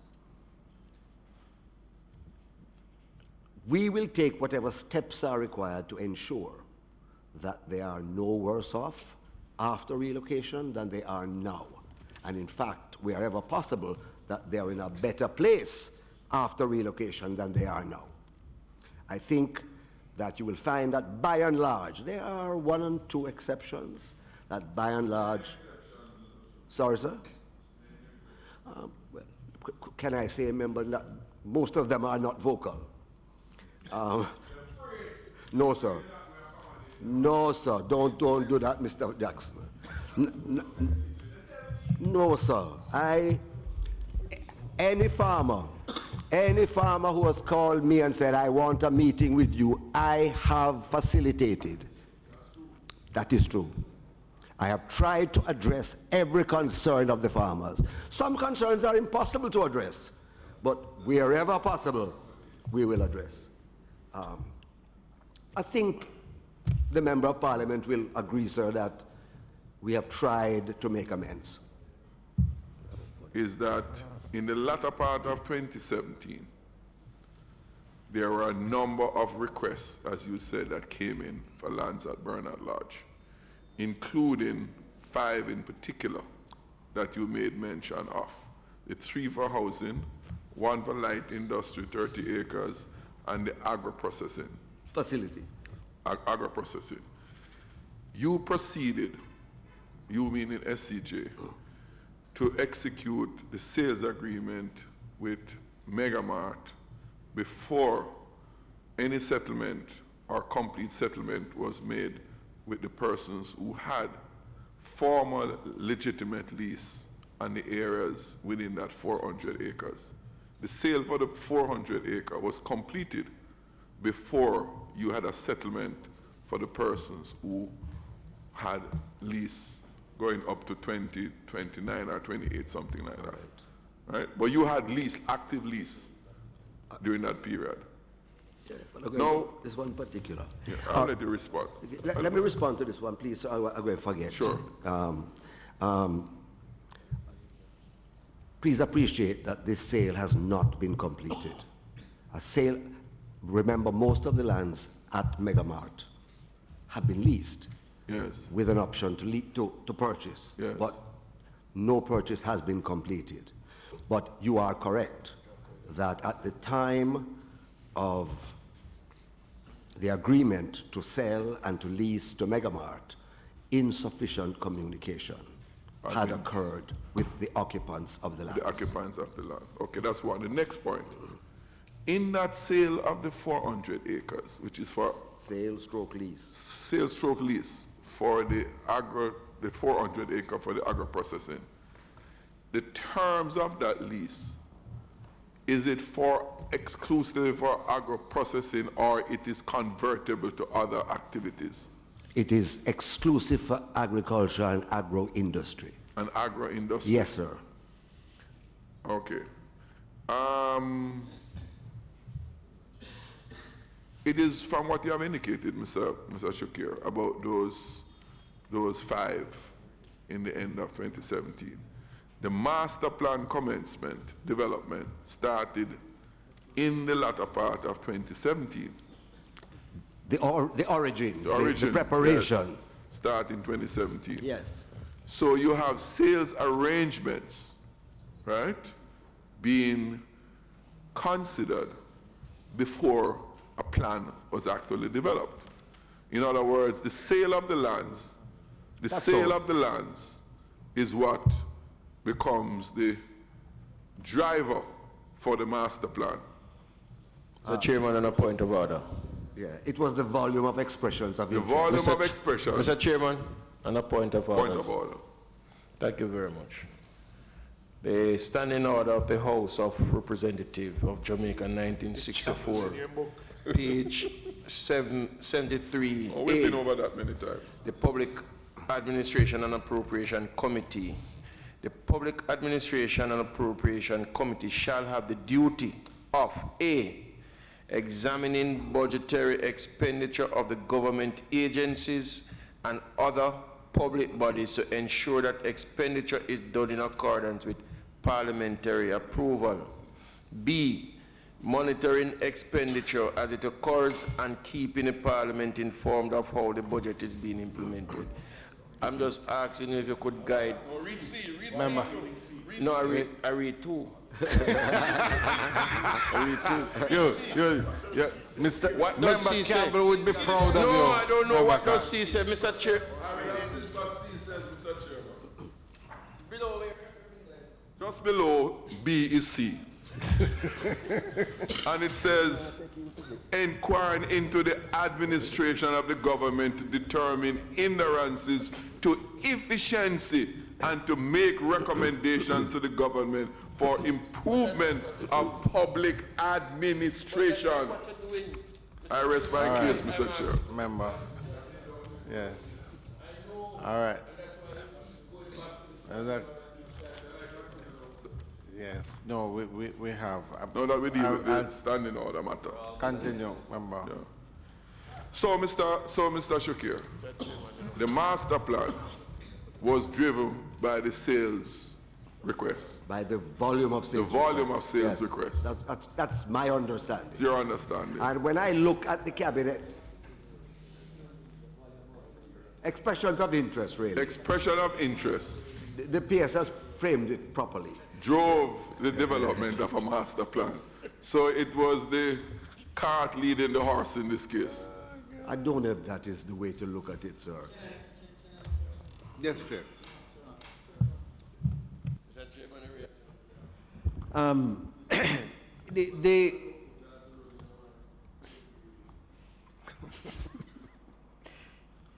Mr. Shakir has clearly outlined that.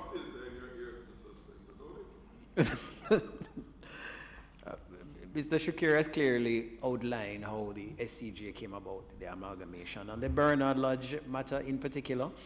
The master plan was not driven by the sales.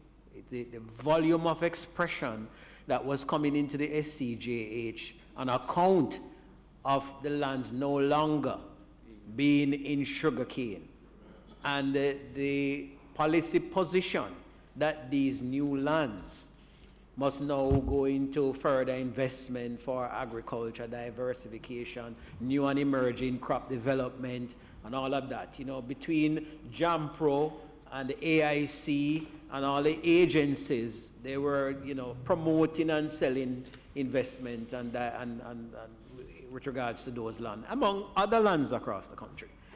And so, with the volume of expression coming in for all and sundry, I mean, there's things like solar park, all kinds of other things that, you know, does not relate to the traditional use of the land.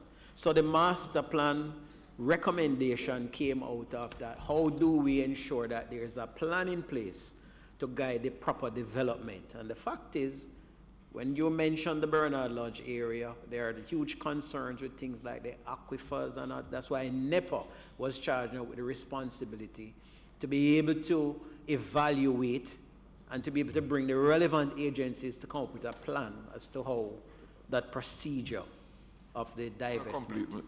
Thanks for that clarification. No, let me finish first and then you can. Okay. NEPA did our EIA and the entire estate, which is environmental impact assessment. Did they do our entire? The one existed before that guided no build zone, and there was another one that was done that guided care build zone. So that was done. Okay. But remember, just to say to you, you know, you just made another point and the answer reinforces it. I'm a bit uncomfortable with the fact that when a development is taking place, one of the standard procedures is that they do environmental impact studies. Then NEPA evaluates those studies and gives approvals accordingly. When NEPA is charged with doing a development, creating a master plan, and does the EIA, then who is going to oversee the EIA and determine whether all due diligence was done?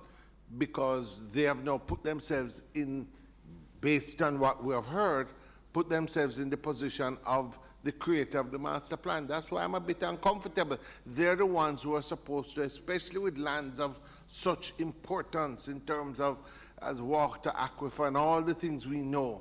I'm just uncomfortable with the fact that NEPA, based on what we have heard, should have been put in the position of driving that development. If So I anyway, may, over to you. Yes, Mr. you put your finger on something there, Mr. Chairman. Because I happen to know, because of proximity to this, for many years NEPA has rejected any development in that area. I know that for a fact. The Portmore municipality can tell you of written documentation from NEPA rejecting any development inside there. Until they became the developer. Until they became the developer. They now develop a master plan to do something contrary to what they said could not be done. But is that... One second. That, Mr. Shakir, I know for a fact. Mr. Jackson. Because there have been many housing development proposals made for those lands. And NEPA has consistently rejected them because it's a watershed area and they have to protect the aquifers in that area. It is only when this master plan came about to sanitize the sale interests of those lands that a master plan was now developed to accommodate them. And that is the reason why many throughout Jamaica is distraught in what is taking place at Bernard Lodge and the role of NEPA. And Mr. Chairman, I think this committee should bring NEPA here, because it's at the answer not to the committee, but to the people of this country. Why is it that they have consistently rejected any structural development in that area and reserve it exclusively for farming activities until they become a developer of this land? Mr. Chairman, yes. May I respond? Yes. Just a point, sir, that it's not entirely accurate to say there was no development in the aquifer protection zone prior to the master plan. Caribbean Estates was built on the aquifer protection zone, as was Morris Meadows. Plus, you are aware that there are large informal communities at Lime Tree and at Clifton. So it is not entirely correct to say that no development took place on the aquifer protection zone. But I can speak for one in Clifton. Clifton has been a barracks for Bernard Lodge Estate for centuries. Yes. And they have been living there in that area from as long as the Bernard Lodge factory been around.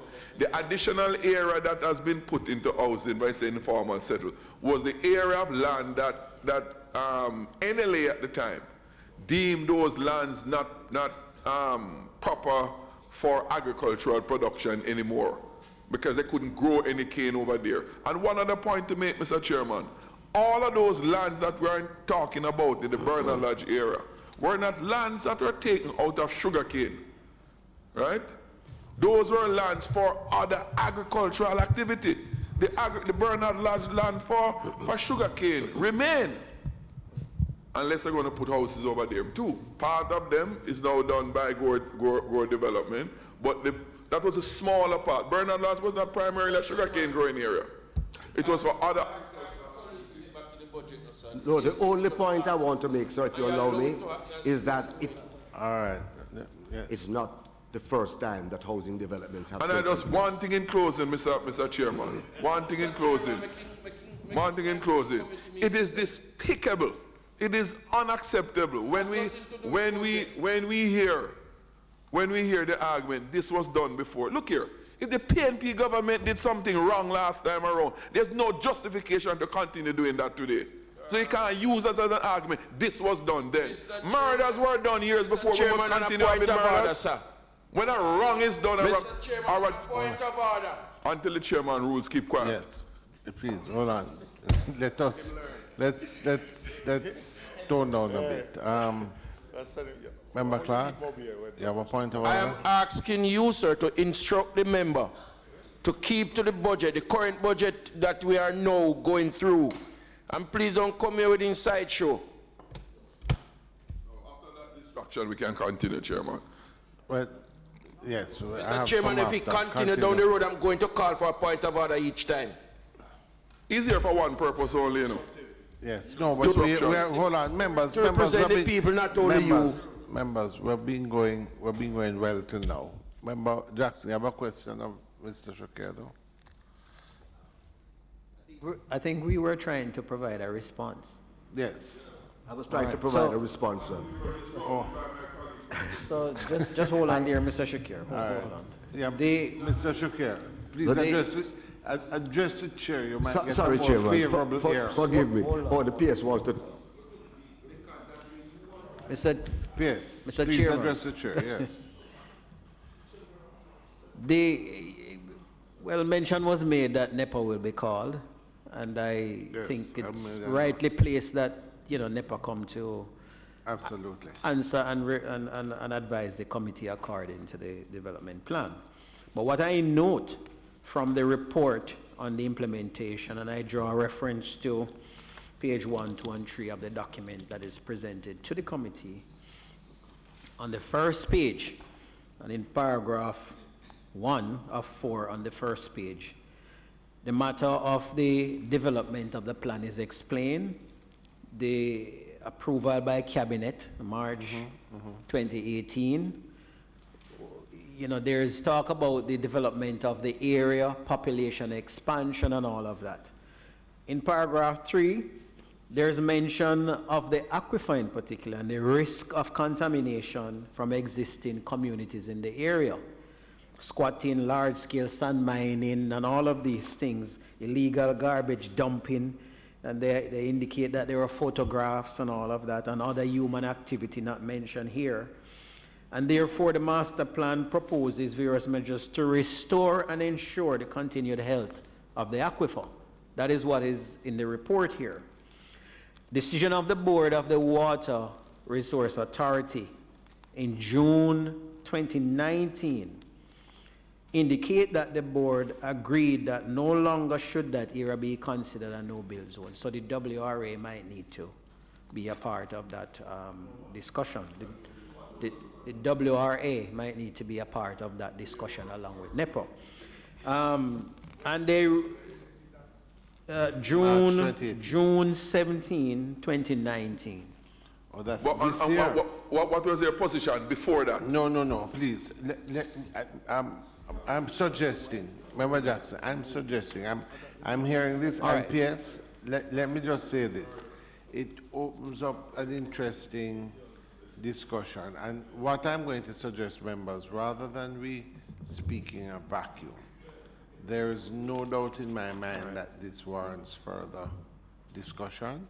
So I'm suggesting just on this point, not bringing the meeting to a close, but this point, that we invite NEPA and the Water Resources Authority to attend our a meeting here and to give us a report on this, and also within that report to give us a historical context, and then we can discuss it with them present. I think it may be unfair for us to be asking the Sugar Company of Jamaica on the approvals. And I would say that in bringing NEPA, there's also, we may well consider the chairman of both NEPA and SCJ has a dual role obviously played a pivotal role in developing this entire project. So maybe this would be he may be someone who would be willing to shed some light on it if the committee so. And as you say, shedding light, Mr. Chair, it might be useful to get the former managing director of the WRA as we talk about historical precedents, Mr. Basil Fernandez. Okay. So we can have the benefit of his expertise. Of course, if and it's former, it would be something voluntary. We could ask if needs be. So with that, I think, members, we could continue the discussion, but let us leave that to them. I humbly submit to your direction, Chairman. I appreciate it. Member Vaz? Thank you, Chairman. My question is just really with regards to the procedure with regards to acquiring lands held by SCJ. In Westmoreland, for example, a lot of lands would have been leased to Pan-Caribbean. So for those situations where those lands are no longer in use, is it that there's a long-term lease with Pan-Caribbean it's hard to get out of, or are there procedures being put in place for getting out of that type of lease and to allow persons who have that level of interest, privately or publicly, to acquire those lands by lease and to improve the level of production in other areas across the parish and constituents? So I'm not sure if that's a situation across the island, but I can use Westmoreland as an example, where a lot of those lands are before any illegal operations start also. Because as I said, a lot of these lands are currently not in use. So Pan-Caribbean is not using them any at all. So what procedures are there for persons now to go ahead and acquire them by lease or by sale to improve that level of production in those areas? Chairman, Pan-Caribbean continues to be the lessee of those lands for a very long period of time. My recollection is 49 years from the date of divestment. We have begun a discussion with Pan-Caribbean about giving up lands not presently in sugarcane. And that discussion continues. But Pan-Caribbean is not obliged to surrender any of these lands at this time. And that divestment was 2000. It was in 2008, 2009. Of a long. Yeah, very long time. Yeah, again, on that note, members, on that note, you would have obviously in the files of SCJ the details of the Pan-Caribbean lease. Let me know, not just that. You had indicated earlier that you have a legacy debt of 11.5 million US dollars associated with the divestment, to Petrocaribe. Petrocaribe. Could you please, for the committee, just go in the files and just give us the records of how this 11.5 million was incurred, including professional fees and all commissions paid. Sure. So that we can, because that you can't get tomorrow, though, Chairman. But no, in the course of the following please. week, yeah. Clark will be in touch with you, and sure. it will be circulated, and we can take it from there. But, sure. but certainly, I feel that this debt is still a debt on your books, it is. And therefore something which sure. we need to sure. look into. In addition to that, could we get, like for example, those lease agreements normally have some form of exit clause. I'm not sure if there's anything in that lease agreement. Could it be that we could be provided with something to see? Sure, so Chairman. we can look at it. Let me Pan-Caribbean. Let me join myself with that conversation. Without trying to be parochial, I was in an area called Prospect on part of Rome? Friday, yes. And while I was up there, a community came out and indicated that SCJ, through its committee, had leased out all those lands to, or a section of lands in Prospect, to one farmer or one person who I think was a returning resident, who was now, but comes from the community. But the problem is, you started to put up signs, and all those persons who farm on that land are now in jeopardy, and they want to know what's happening. Now, the two things I would say is some details would be good on what is happening. I think all of us as members of parliament, when these transactions are taking place and they have this sort of impact, that a briefing for us would be good so that we at least know what's happening. And in this case, you have active farmers on lands with crops. You know, I heard of the 300 million you had incurred otherwise, but I really want to know how are areas outside of Bernard Lodge treated, and in a case like this, how is it going to be dealt with? Because there are thousands of acres of land, you know, but someone has taken land that are actually being used by farmers. So I want to look at it if you can, and I know maybe that's not, that's on a specific note for me. Mr. Chairman, that one, we can't lease any lands that is subject to the Pan-Caribbean lease. Pan-Caribbean has recently indicated that it wishes to return 300 acres, 300 hectares. Of how much? How much is their total? It could be 17,000 acres. So they have 17,000 acres, they're going to return 300? 300 hectares, which is a little more than that. And most of those lands that they are returning are impaired because of informal. No, but I only say it because this has an impact. And, no, I and understand. part of what happens is that those officers and managers to which you spoke, well, we all knew Mr. Gale previously, but now that you're there, you know, because this is information we need. So certainly with regard to Prospect and the others, we'd want to follow up on it so that we can determine how we're going to move forward with this. Yeah, just one more issue that some residents were advising me about: the disconnection of lights for the persons who are living on those lands across from the playing field. They have been issued a notice where the electricity is to be disconnected, I think, for the 15th of November.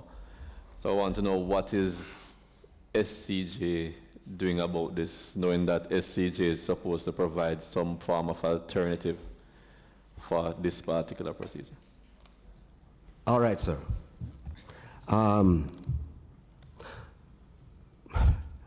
Before I move on, Chairman, I'd like you to know for completeness of information that the Petrocarib debt is not the only post-divestment debt.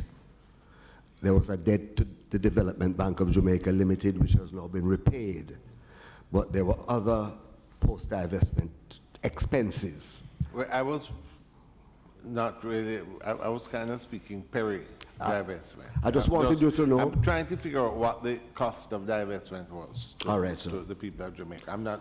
Well, some of it would have been like redundancy payments, all of those No, things. I don't need all of those things. Yeah. This may well be, what I really want to know is, because there were other things happening at the time. There were also the EU payment, and so there was a lot of money moving around to transfer farmers out of cane at the time into other areas. Activities. But I'm just interested specifically in the cost of divestment. All right, if sir. you could just carry us through that process. Now to answer the member from Central Westmoreland, sir.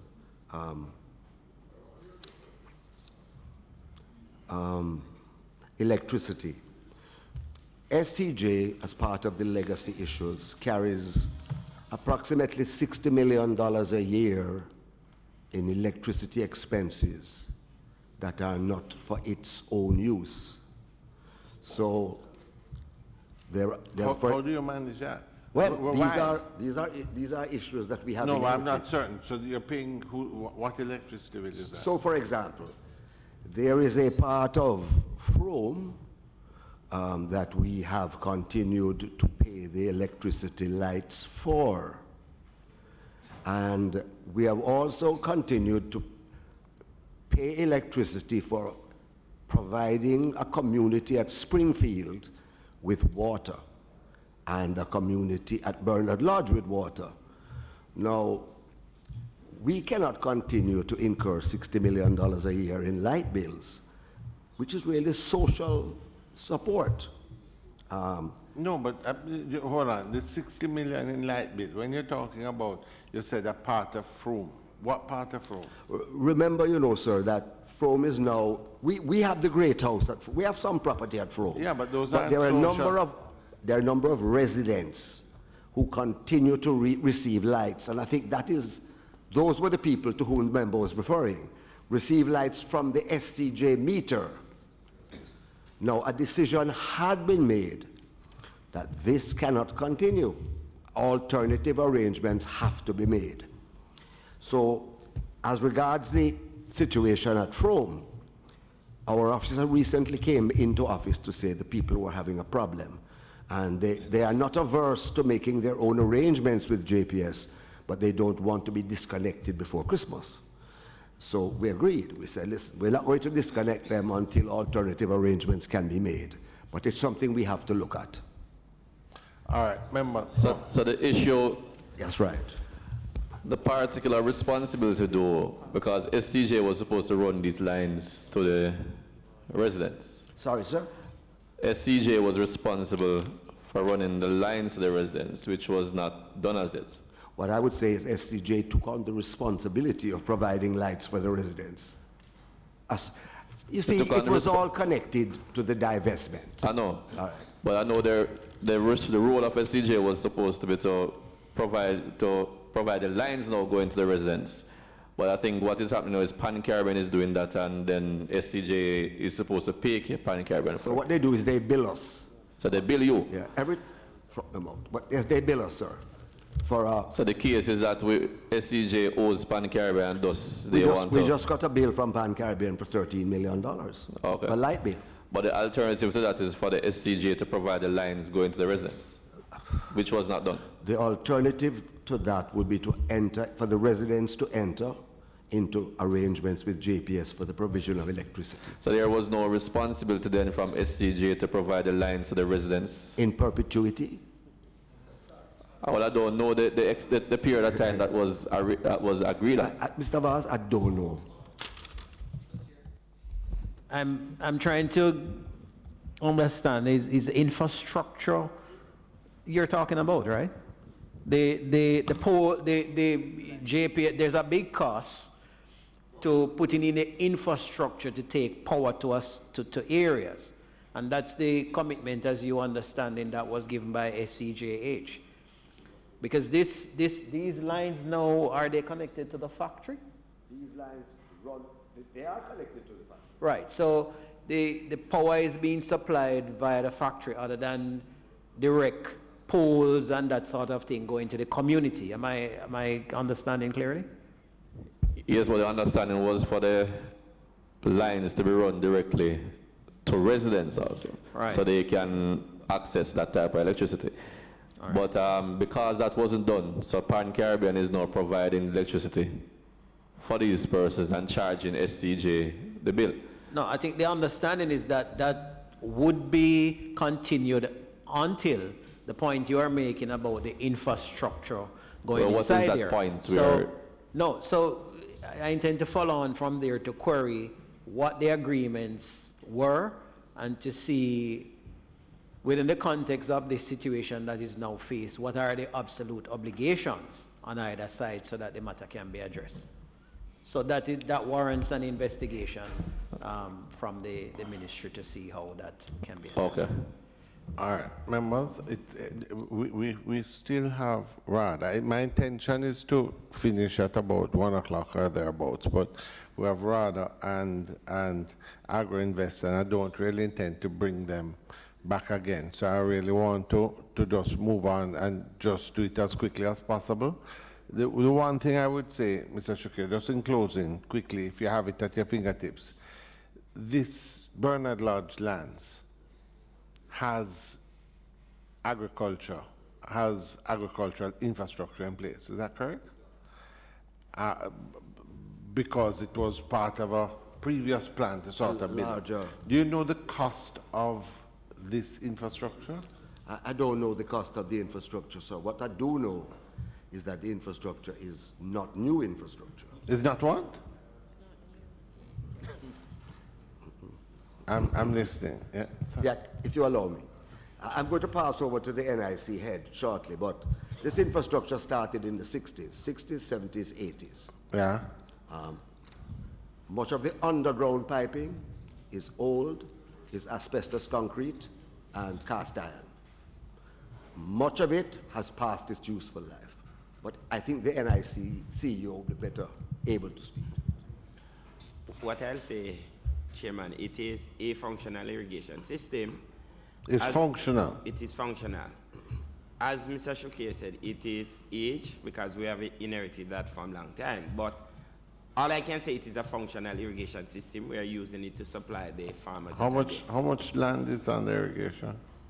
No, the entire plot of land is under irrigation. When you say entire plot, I have a figure here of, you said it was 5,300 acres. Yes. You're saying that 5,300 acres of land is all has irrigation infrastructure? Or I mean a large part of it? Yes, most of it has. I mean the cost of doing that now would be in the billions, eh? Billions. We're talking about indicatively to do irrigation in those areas. You're talking about $1.2 to $1.5 million per hectare to develop irrigation. And a hectare is how many acres? So the 5,300 acres is how many hectares? That you'd have to divide that by 2.471. So call it 2,000. Yeah, 2,000 something. 2,000 plus. Yes. Hectares, and how much per hectare? You're talking about 1.2 to 1.5. Those are indicative figures because it depends on. So over $2 billion. Yes. Worth of infrastructure. All right, members, I'm going to move on now. Let us. Yes. No, I don't have you on my list. And if you don't make the list, you don't exist.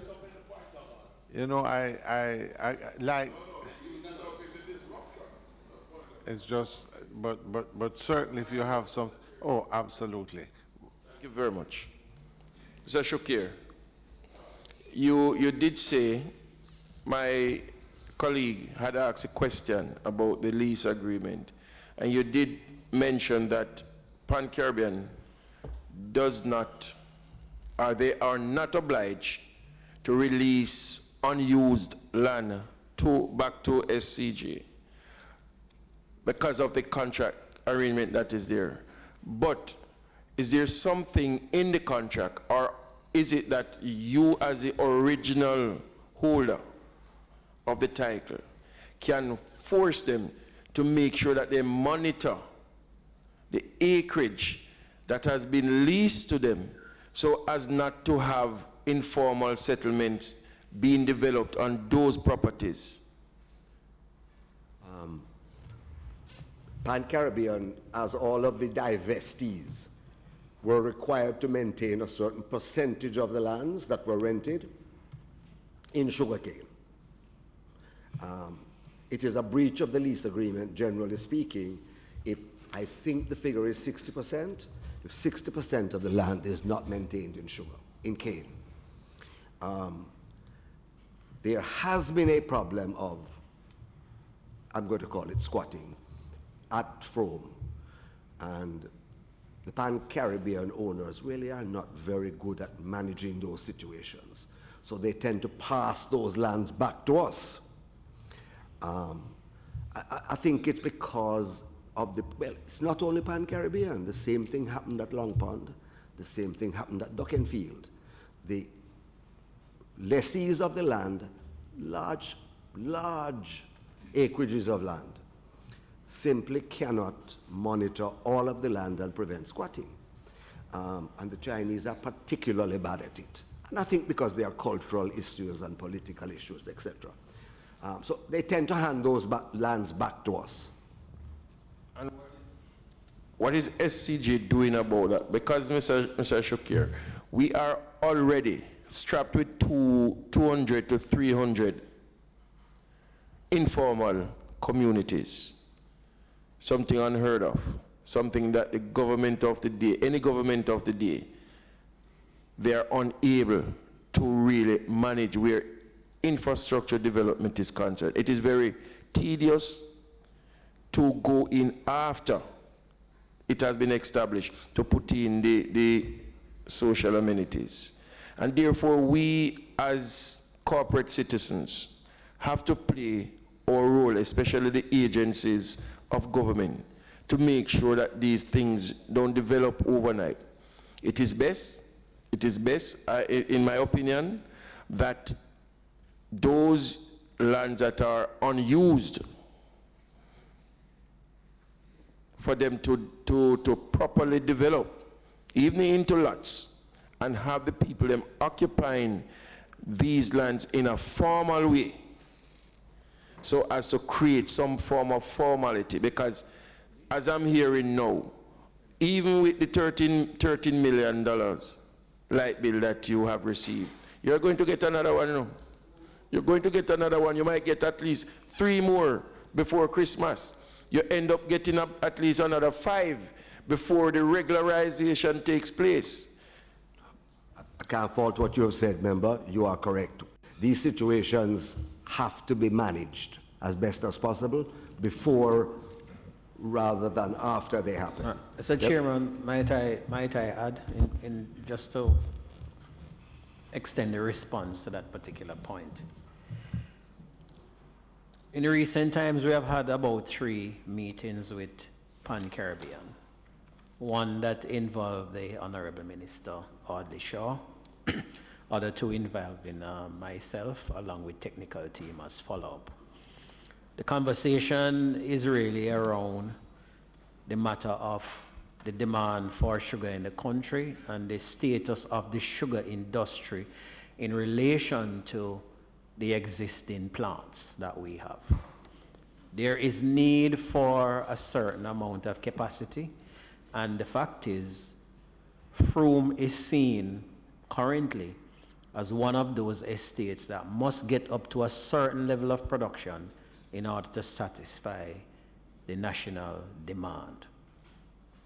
The conversation, therefore, with Pan Caribbean, apart from their strengthening their monitoring, is really to say to us in a clear and definitive way, what are they doing with the sugar factory, and do they intend to continue to produce sugarcane? They have asserted that they are interested, and the CEO, on a recent visit to China and back, came back to confirm that they are going to be continuing in sugarcane. They have indicated some challenges which the ministry is working with them to overcome.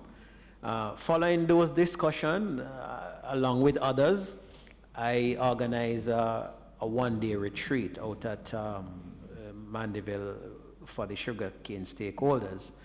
And we clearly articulated and arrived at an agreement as to the lands that are available within and around and attend to the estates and the strategy to get them back into production.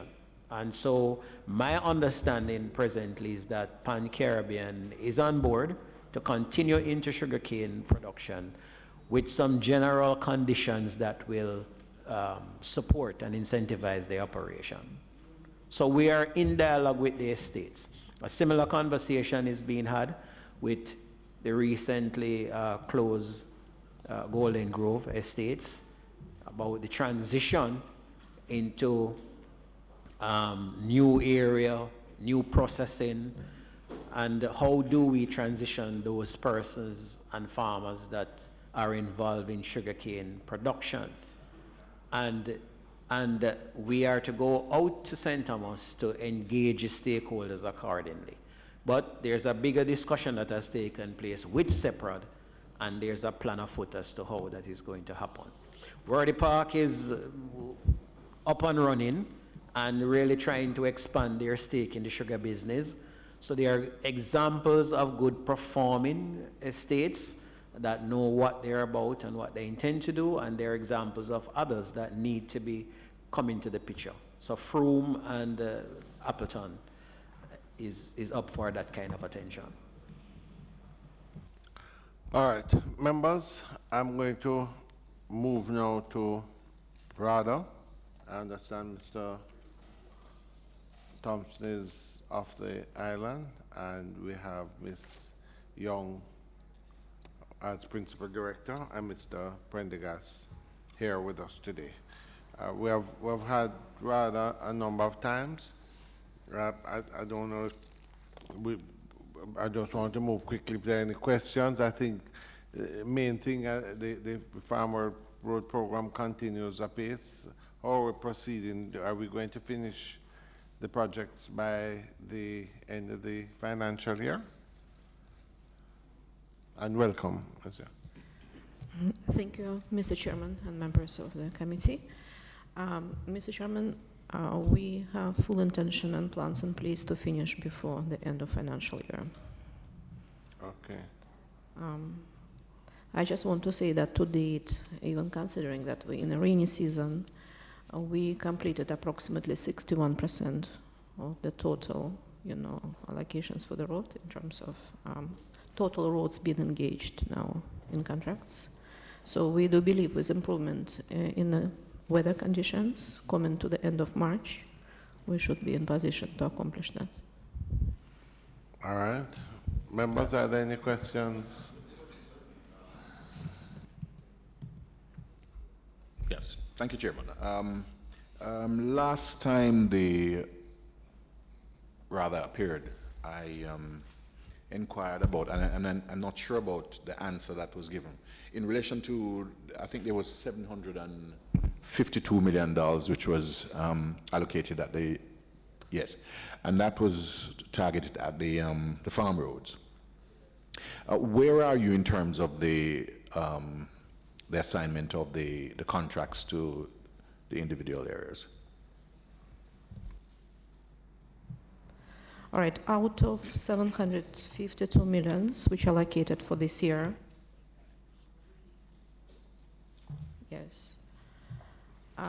Totally to date, 382,400,327,000 were actually like in the contracts arrangements.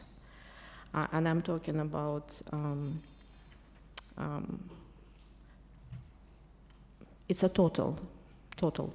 So the rest of the roads, a significant number of the roads now in the progress of completion. Some of them, it's varying between 20 to 80% completion. So we're also expecting that between November and December, there will be additional significant payments to the contractors for the completion. Mike.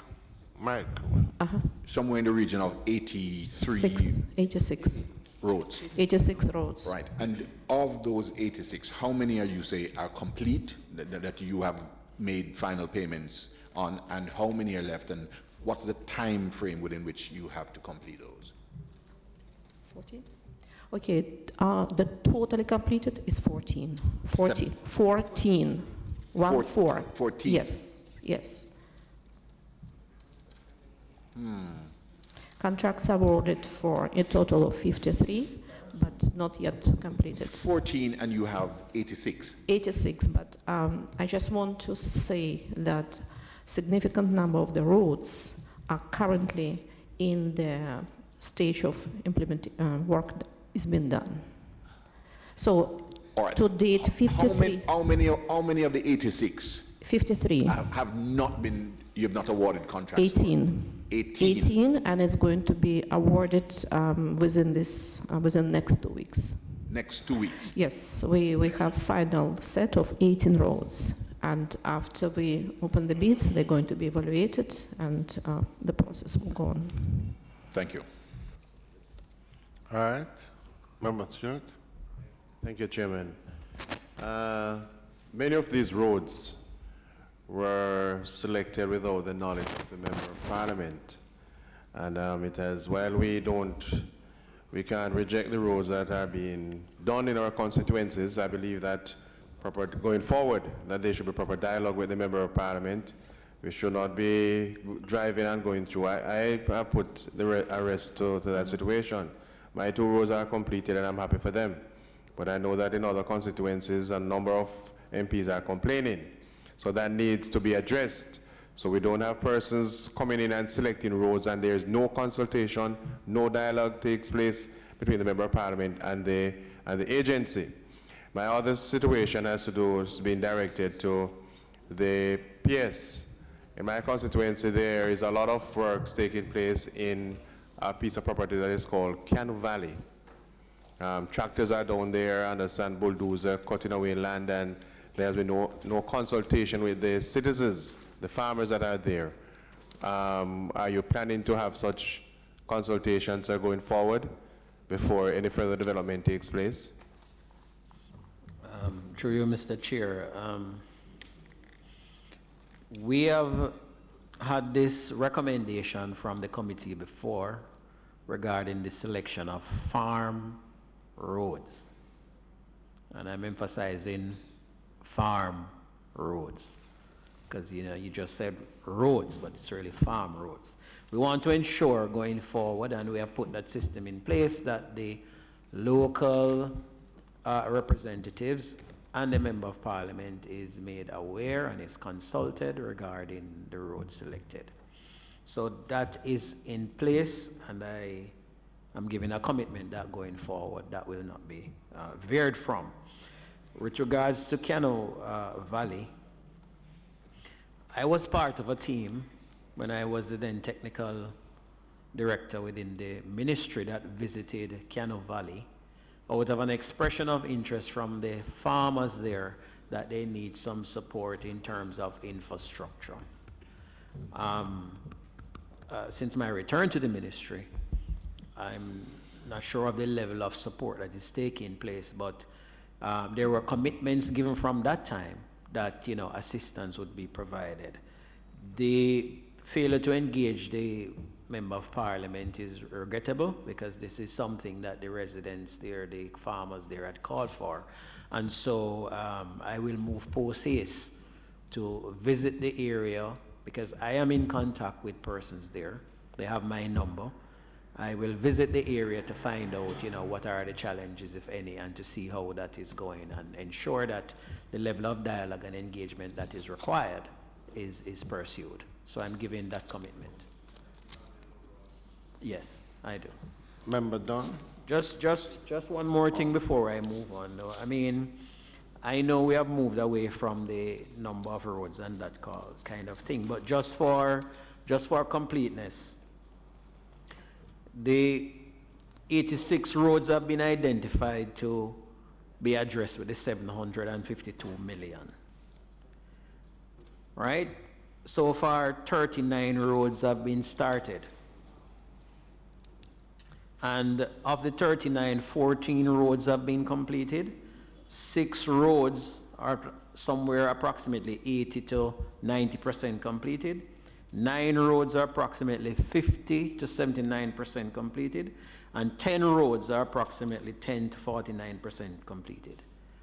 And so in terms of the total number of roads to be addressed and those that have been started, that's a breakout in terms of where they actually are. Roads tendered, a number of contracts awarded. Restricted tender, 53. Contracts associated with that 53 is 26 to the value of some 382 million.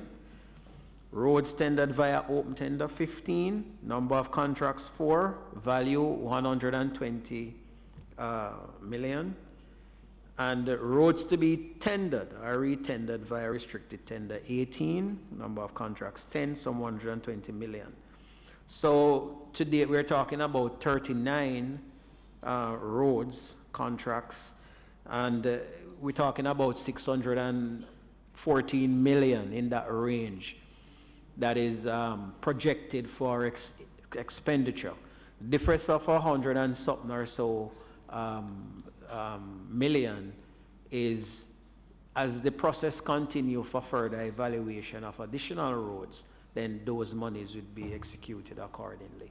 We are thinking that we will be able to execute the full budget before the end of the year. And so I have asked, as we approach financial year, as we approach the second supplementary, I have asked for a comprehensive report from Rada so that we can present to finance in order to assist them or guide finance in their revision of the estimate so that the budget that is provided to the farm road rehabilitation program is not adversely impacted, even as we remain conscious of the challenges. Thank you, Mr. Chairman. No, I remember Don and Daniel. Thank you very much, Mr. Chair. 2 questions for me. One, I must say that as a new member of Parliament, I've had a good working relationship with Rada. I mean, they have consulted and worked with me on the roads, which I'm very grateful for. One of the things that the PS mentioned earlier, and he said it, he repeated it twice about farm roads. In my sectoral constituency presentation in Parliament, I alluded to what I would like to see happen with Rada, in that you consider some of these roads mixed use road, rather than specifically a farm road, because a number of these roads leads into farming area, and therefore the assistance that you provide on these roads is in fact assistance to the farmers because they lead into this area. So going forward, I really want you to look at the terminology that you use for the roads and see if we can have a new terminology of mixed use roads and how we weave that into the allocations that you do for farm roads. The second question is I noticed recently that some of the contracts that have been given out are bundled contracts, so to speak.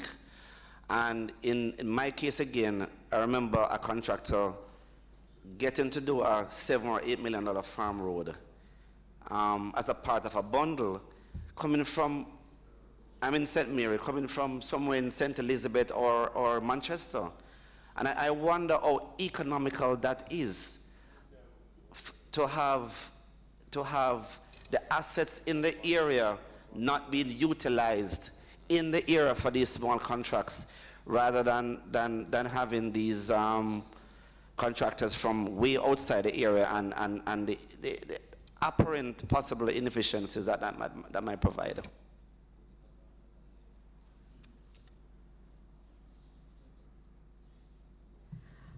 Member Don, thank you for two very valid points, and I will try just to also, for benefits of all of the members for the future. Number one, the standard operating procedures for identification of the roads are in place, and that's clearly including consultation with the member of parliaments before it's finalized. That is one. Second thing, in terms of the bundling of contracts, we must be frank. If you look at the report of the Auditor General, audit report, you will understand that we have been pointed out that we are not using open methodology as much as we should. And that's exactly your own point, because when you look at the reality of the situation, yes, we have to comply with the guidelines and the protocols and procedures, but you are right. When you're bundling contracts, you're usually taken through the open bid tender. That's challenging for the very same reason. The person come from not from the area, right? And we also noted, just to observe, that when the such contract come from outside, the aspect of the giving large number of employment from the communities is also not always as good as it would be from local contractors. And I want member of parliaments, hear that. I also want to reemphasize that Rada mandate is rural development. So when we implementing farm road program, yes, I agree, we have to be compliant with the procurement guidelines. However, we have to be aware about two things. Employment opportunities, that is one, and also providing opportunities to the geographically local contractors to participate in the process. So to be frank with you, we have a challenge to balance, because we want to have both, but at the same time, for the benefits of not only a road network, but community livelihood, we would have to continue to use limited bid methodology, or now modern, latest open tender as well. So we'll have to continue to balance. Just for clarity, we had in previous meetings this issue of the farm roads and selection thereof was extensively discussed, and just for the records, the agreement and it had gone to Parliament, and a commitment given from, both ministers.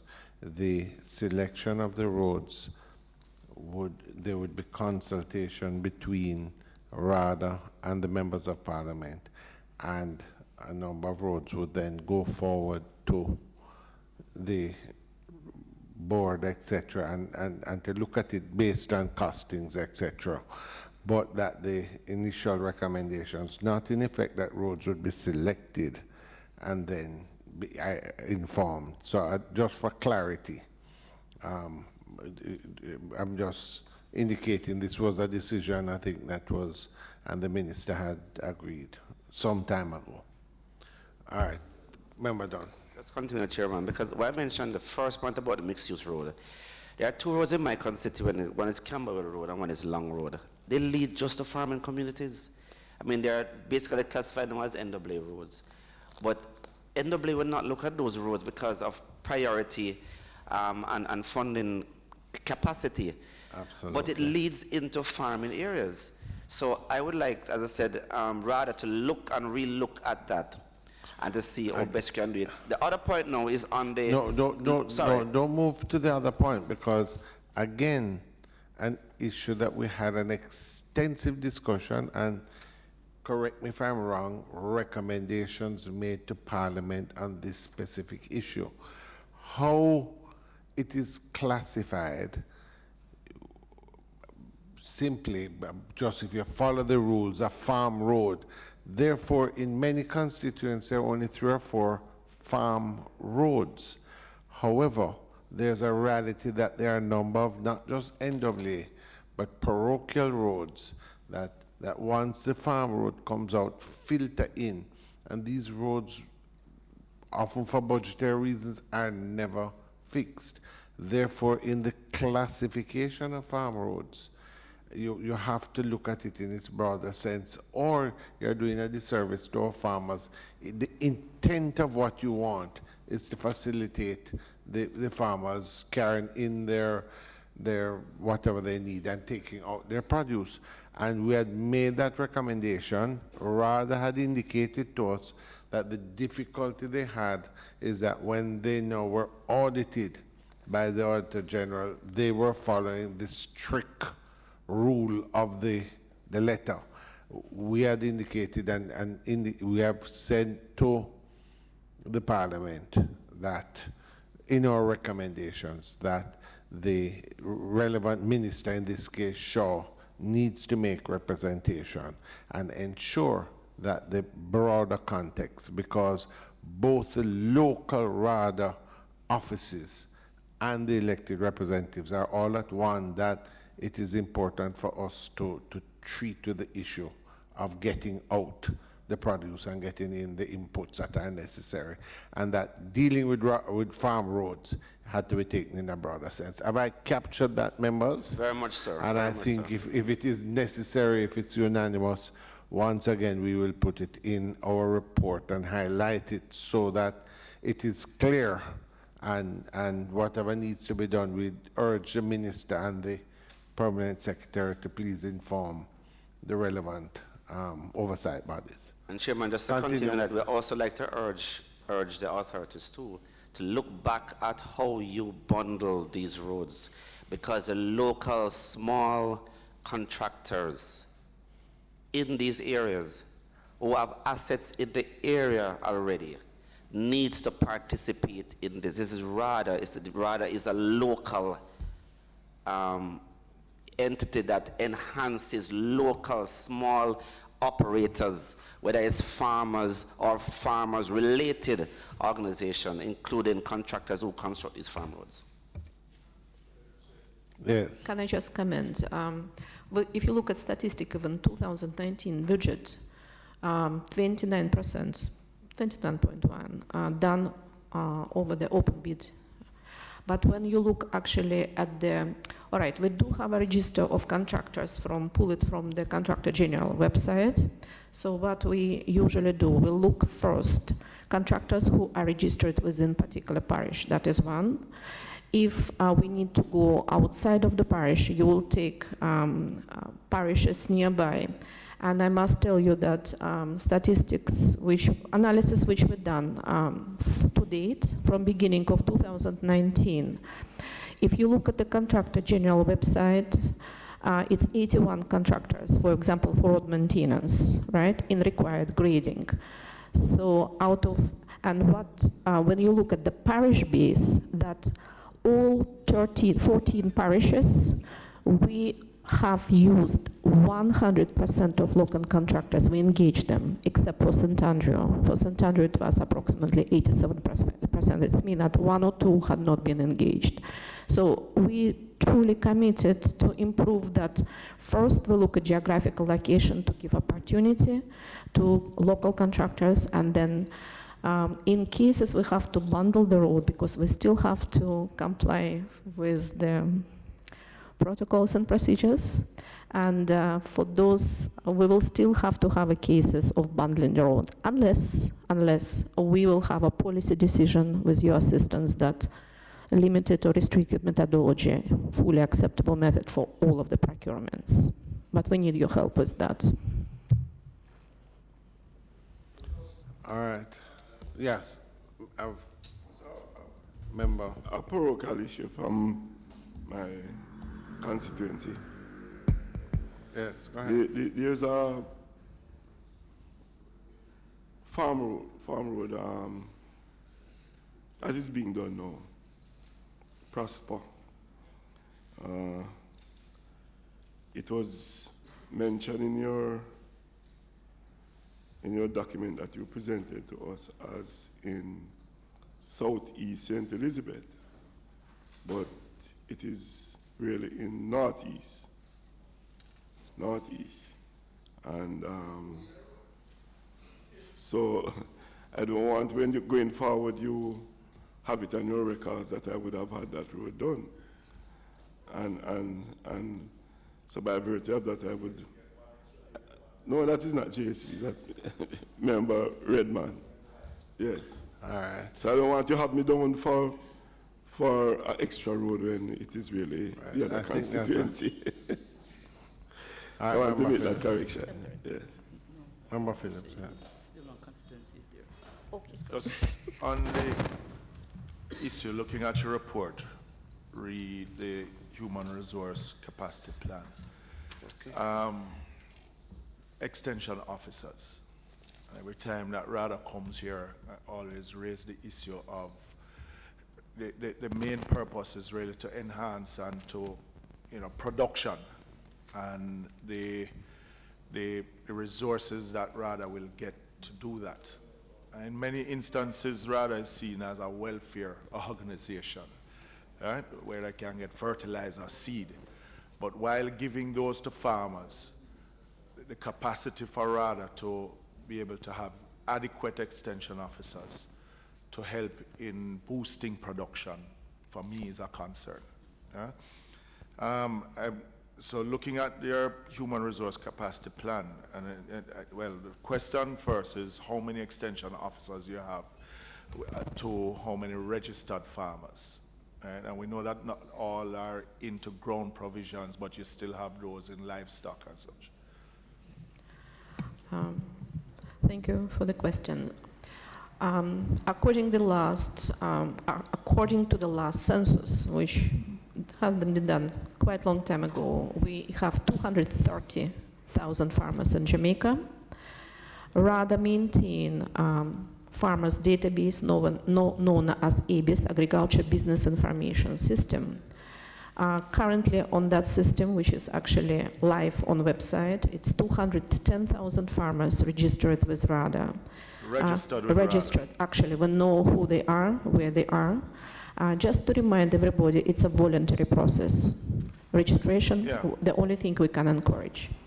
When you consider ratio between farming population and extension officer, all right, if you look at the categories by public service, technical services would include, for example, extension officers on the ground, some technical specialists, etc.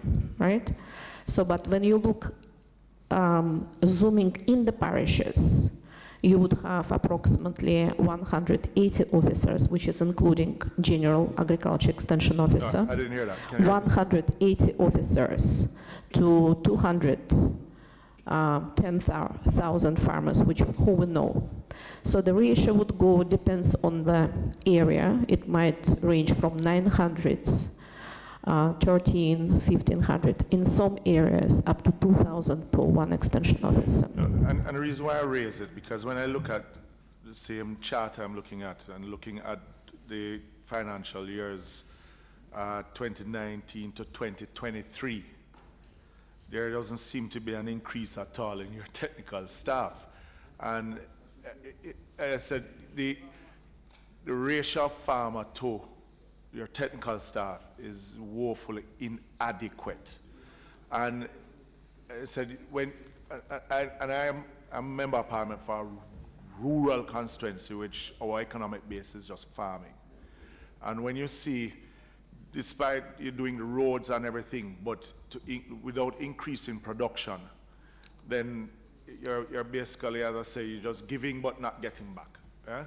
So you have the programs like the Irish potato, which is another issue to itself, right? But it's really to the PS. I mean, at what stage are we going to at least increase this so that we can start seeing an increase in production to what is the real nexus for Rada itself? because otherwise, as I say, it's just really you give out something but not really getting back anything in production. Through you, Mr. Chair. Member Phillips, we see your question as one of support, sir. The fact is, we are cognizant of the need to improve the service, and one way of improving the service, one strategy within the improvement is the increase in the number of officers, because the ratio currently is inadequate. Even though Rada is... It has been for a very long time. Yes, even though Rada is rated and recognized as maybe the only service of its kind in this part of the world. And recently, there was a conference where extension players from all over the world converge in Negril. And while they lauded the Rada, there too it was recognized that we really need to improve in terms of the capacity to serve. Rada is currently undergoing a restructuring exercise. I mean, perhaps I shouldn't say currently undergoing. There is plan that is being looked at in terms of to approach a restructuring of Rada, and the targeted outcome of that review should see an increase in the number of extension officers. So while this is what you're seeing in the strategic business plan, the attendant activities may engender a revision of the plan before the 2023 projection cycle that is here. And the idea is to improve the ratio significantly and to use some of that current administrative arrangement by way of restructuring, so that we look at the number of specialists, look at how some of the activities can be improved with technology, some amount of decentralization that will see more impact at the community level. This is being attended to in some sorts by a revised structure, a plan that is to be revised, as well as improvement in some of the infrastructure. So recently there was approval for a new office to be built in Hanover, and there has been some improvement in the system in terms of the infrastructure out there. So there is a plan in place to work towards that, and we crave your support. Well, no, you'll have my support, but once it's not talk and there's action to it, in many cases we hear of plans and they don't come to fruition. Because an issue of even, let's use St. Elizabeth as an example, constant drought at a certain time of the year. Because if you go to South St. Elizabeth now, you'll see certain parts of it, as much as the northern part has been getting a lot of rain, the southern part is still affected by drought. But how slowly do we move in dealing with the issue of irrigation? And it doesn't have to be the running of water lines, because we hear the issue of giving out tanks, and this is why I'm talking about the level of technical support on the ground, the number of technical officers to farmers. How is it that you get a whole area, community, the tank, the issuing of the tanks, the issuing of drip irrigation, those things that can negate the drought. Yeah? So for me, it's a wider, we can't keep on saying that, boy, agriculture is important to the growth numbers, but yet still the main agency that ought to deal with it isn't getting the support from central government itself to do that task. And that's why I said many persons out there, farmers, see it as a welfare, because the extension officer might have a whole family come from the same district. But he might get assistance. But the rest of the farmers, them not get either. And I said it inside once, that there's more politics in agriculture than there is inside of this house. Yeah? And it's a serious sum. Right? And so, for me, I want to see the step, I said, my constituency is just straight farming. I have no factories, one high school alone. Many of those that leave high school, that is what they're going to, farming. Yeah? So for me, it is how to expand that technical support just to get production up to where we can get it, and not just having to give out a couple of seeds and things. And at the end of the day, it's a recurring decimal. Right? So hopefully next year when you come here, we can have a little update on that. All right, members, I think we have had a informative day today. I want to thank the yes. Just a quick observation, and maybe PS and the CEO of Rada could address it with regards to, I think it was mentioned before, communication generally. Sometimes I rely a lot on the parish managers to do the necessary communication, and maybe rightly so. But sometimes when there are policy or national programs, I would suggest that Rada send a correspondence directly to the member of parliaments as well, right? Not just to the parish manager for him to unsend it to the member of parliament, but take for instance, you have a fertilizer program or the potato or onion program.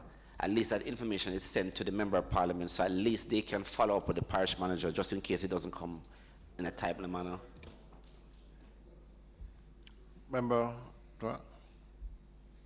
Yes, Mr. Chairman, through you to Rada, sorry.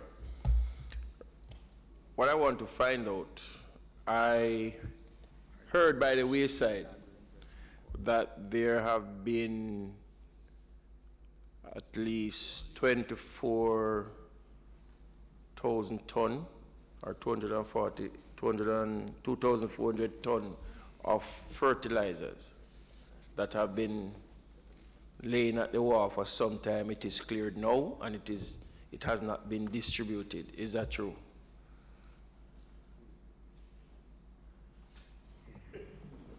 On advice from council. Through the Ministry of Foreign Affairs, there has been a gift that has been received from the Morocco. From where? Morocco. This is on the, as I understand it, cooperation agreement that was developed through and signed along with Foreign Affairs, but through it's not the Office of the Prime Minister, it is the Ministry of Foreign Affairs. Growth and Economic Job Creation. So those fertilizer came in, and in order to avoid excess charges, we have moved them from the port into one of our facility at AIC. Rada prescribed the type of fertilizer that was required because the Ministry of Agriculture was asked to advise on the quality and type, and those fertilizers are being housed there now.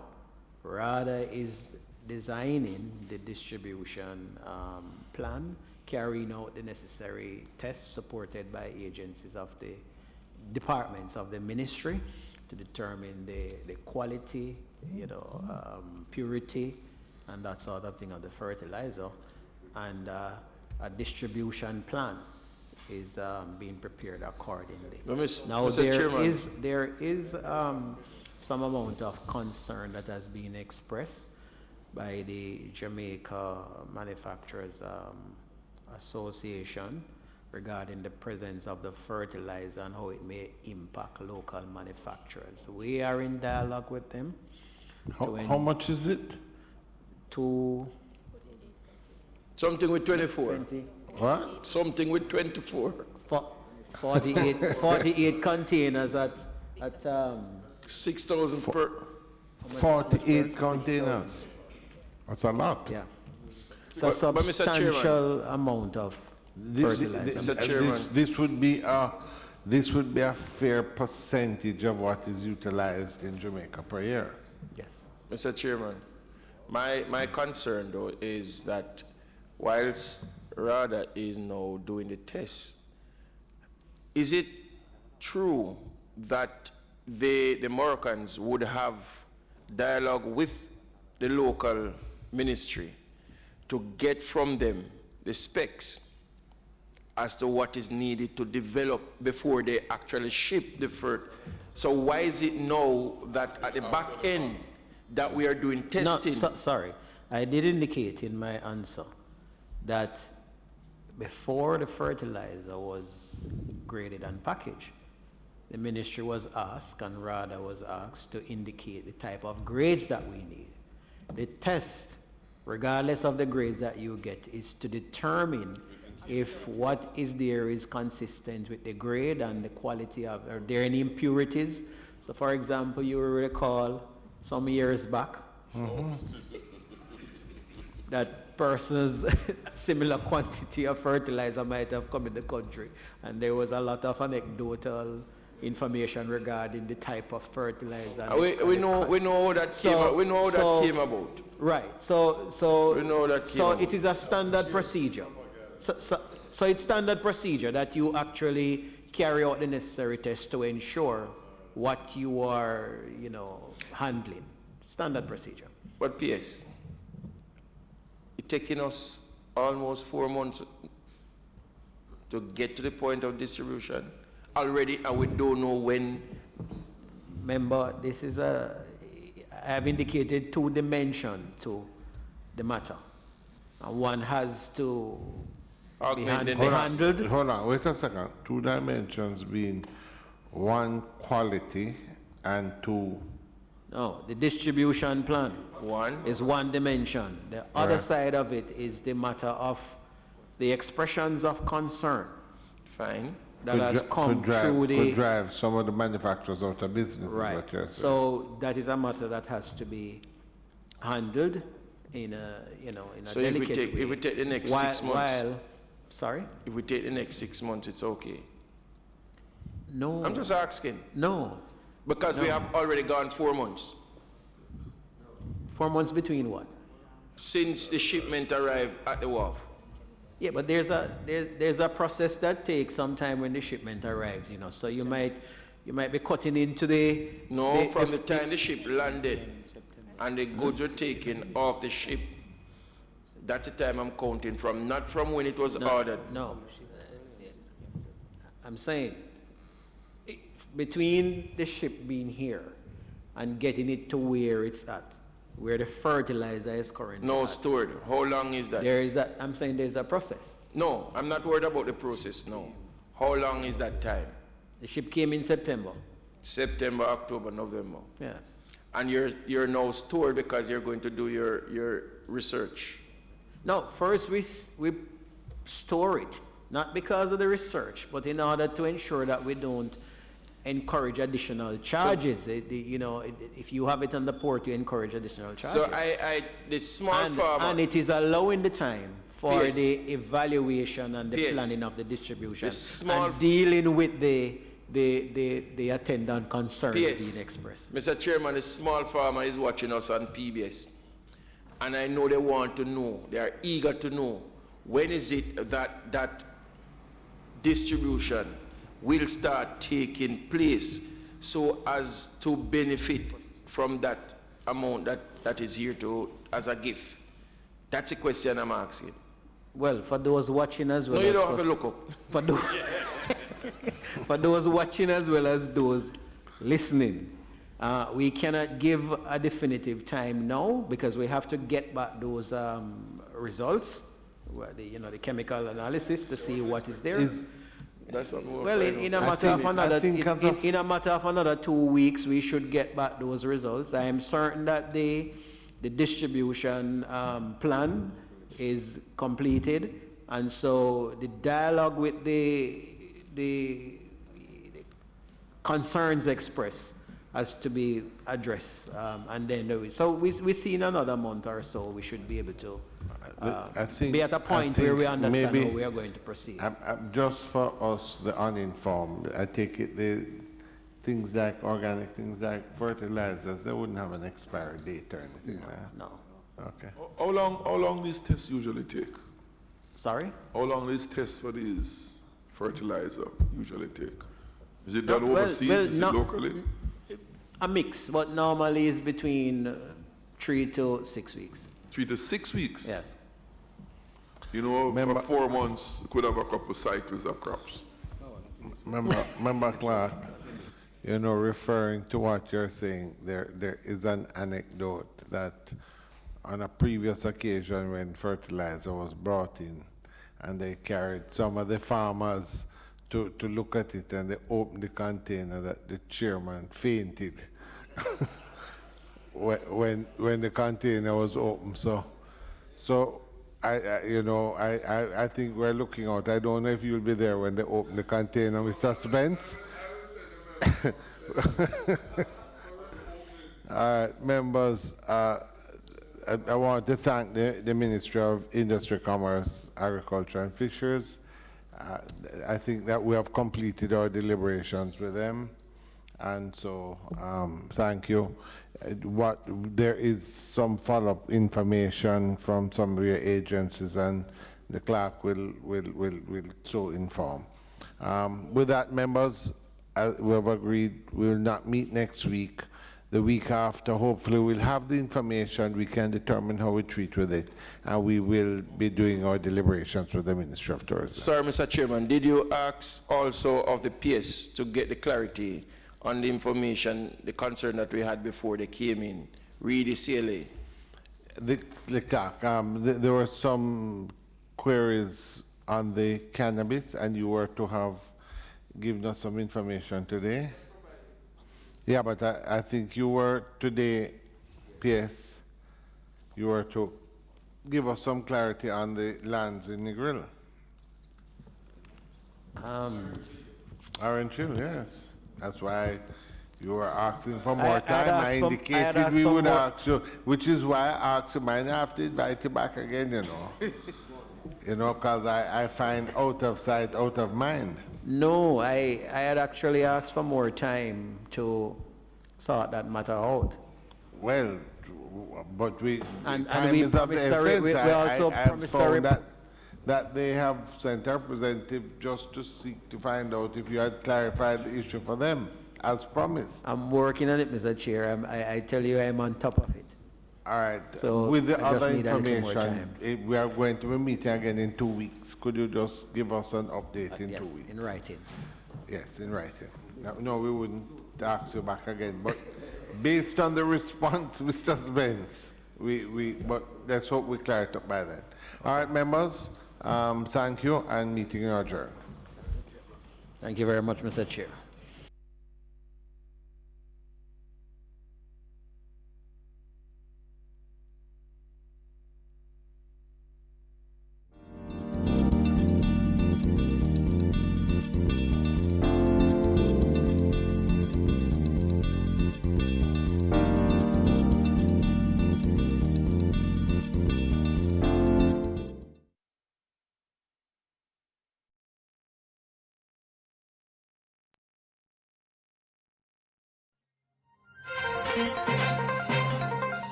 It's Wednesday, November 6th. This is the news on PBCJ. I'm Carol Francis. The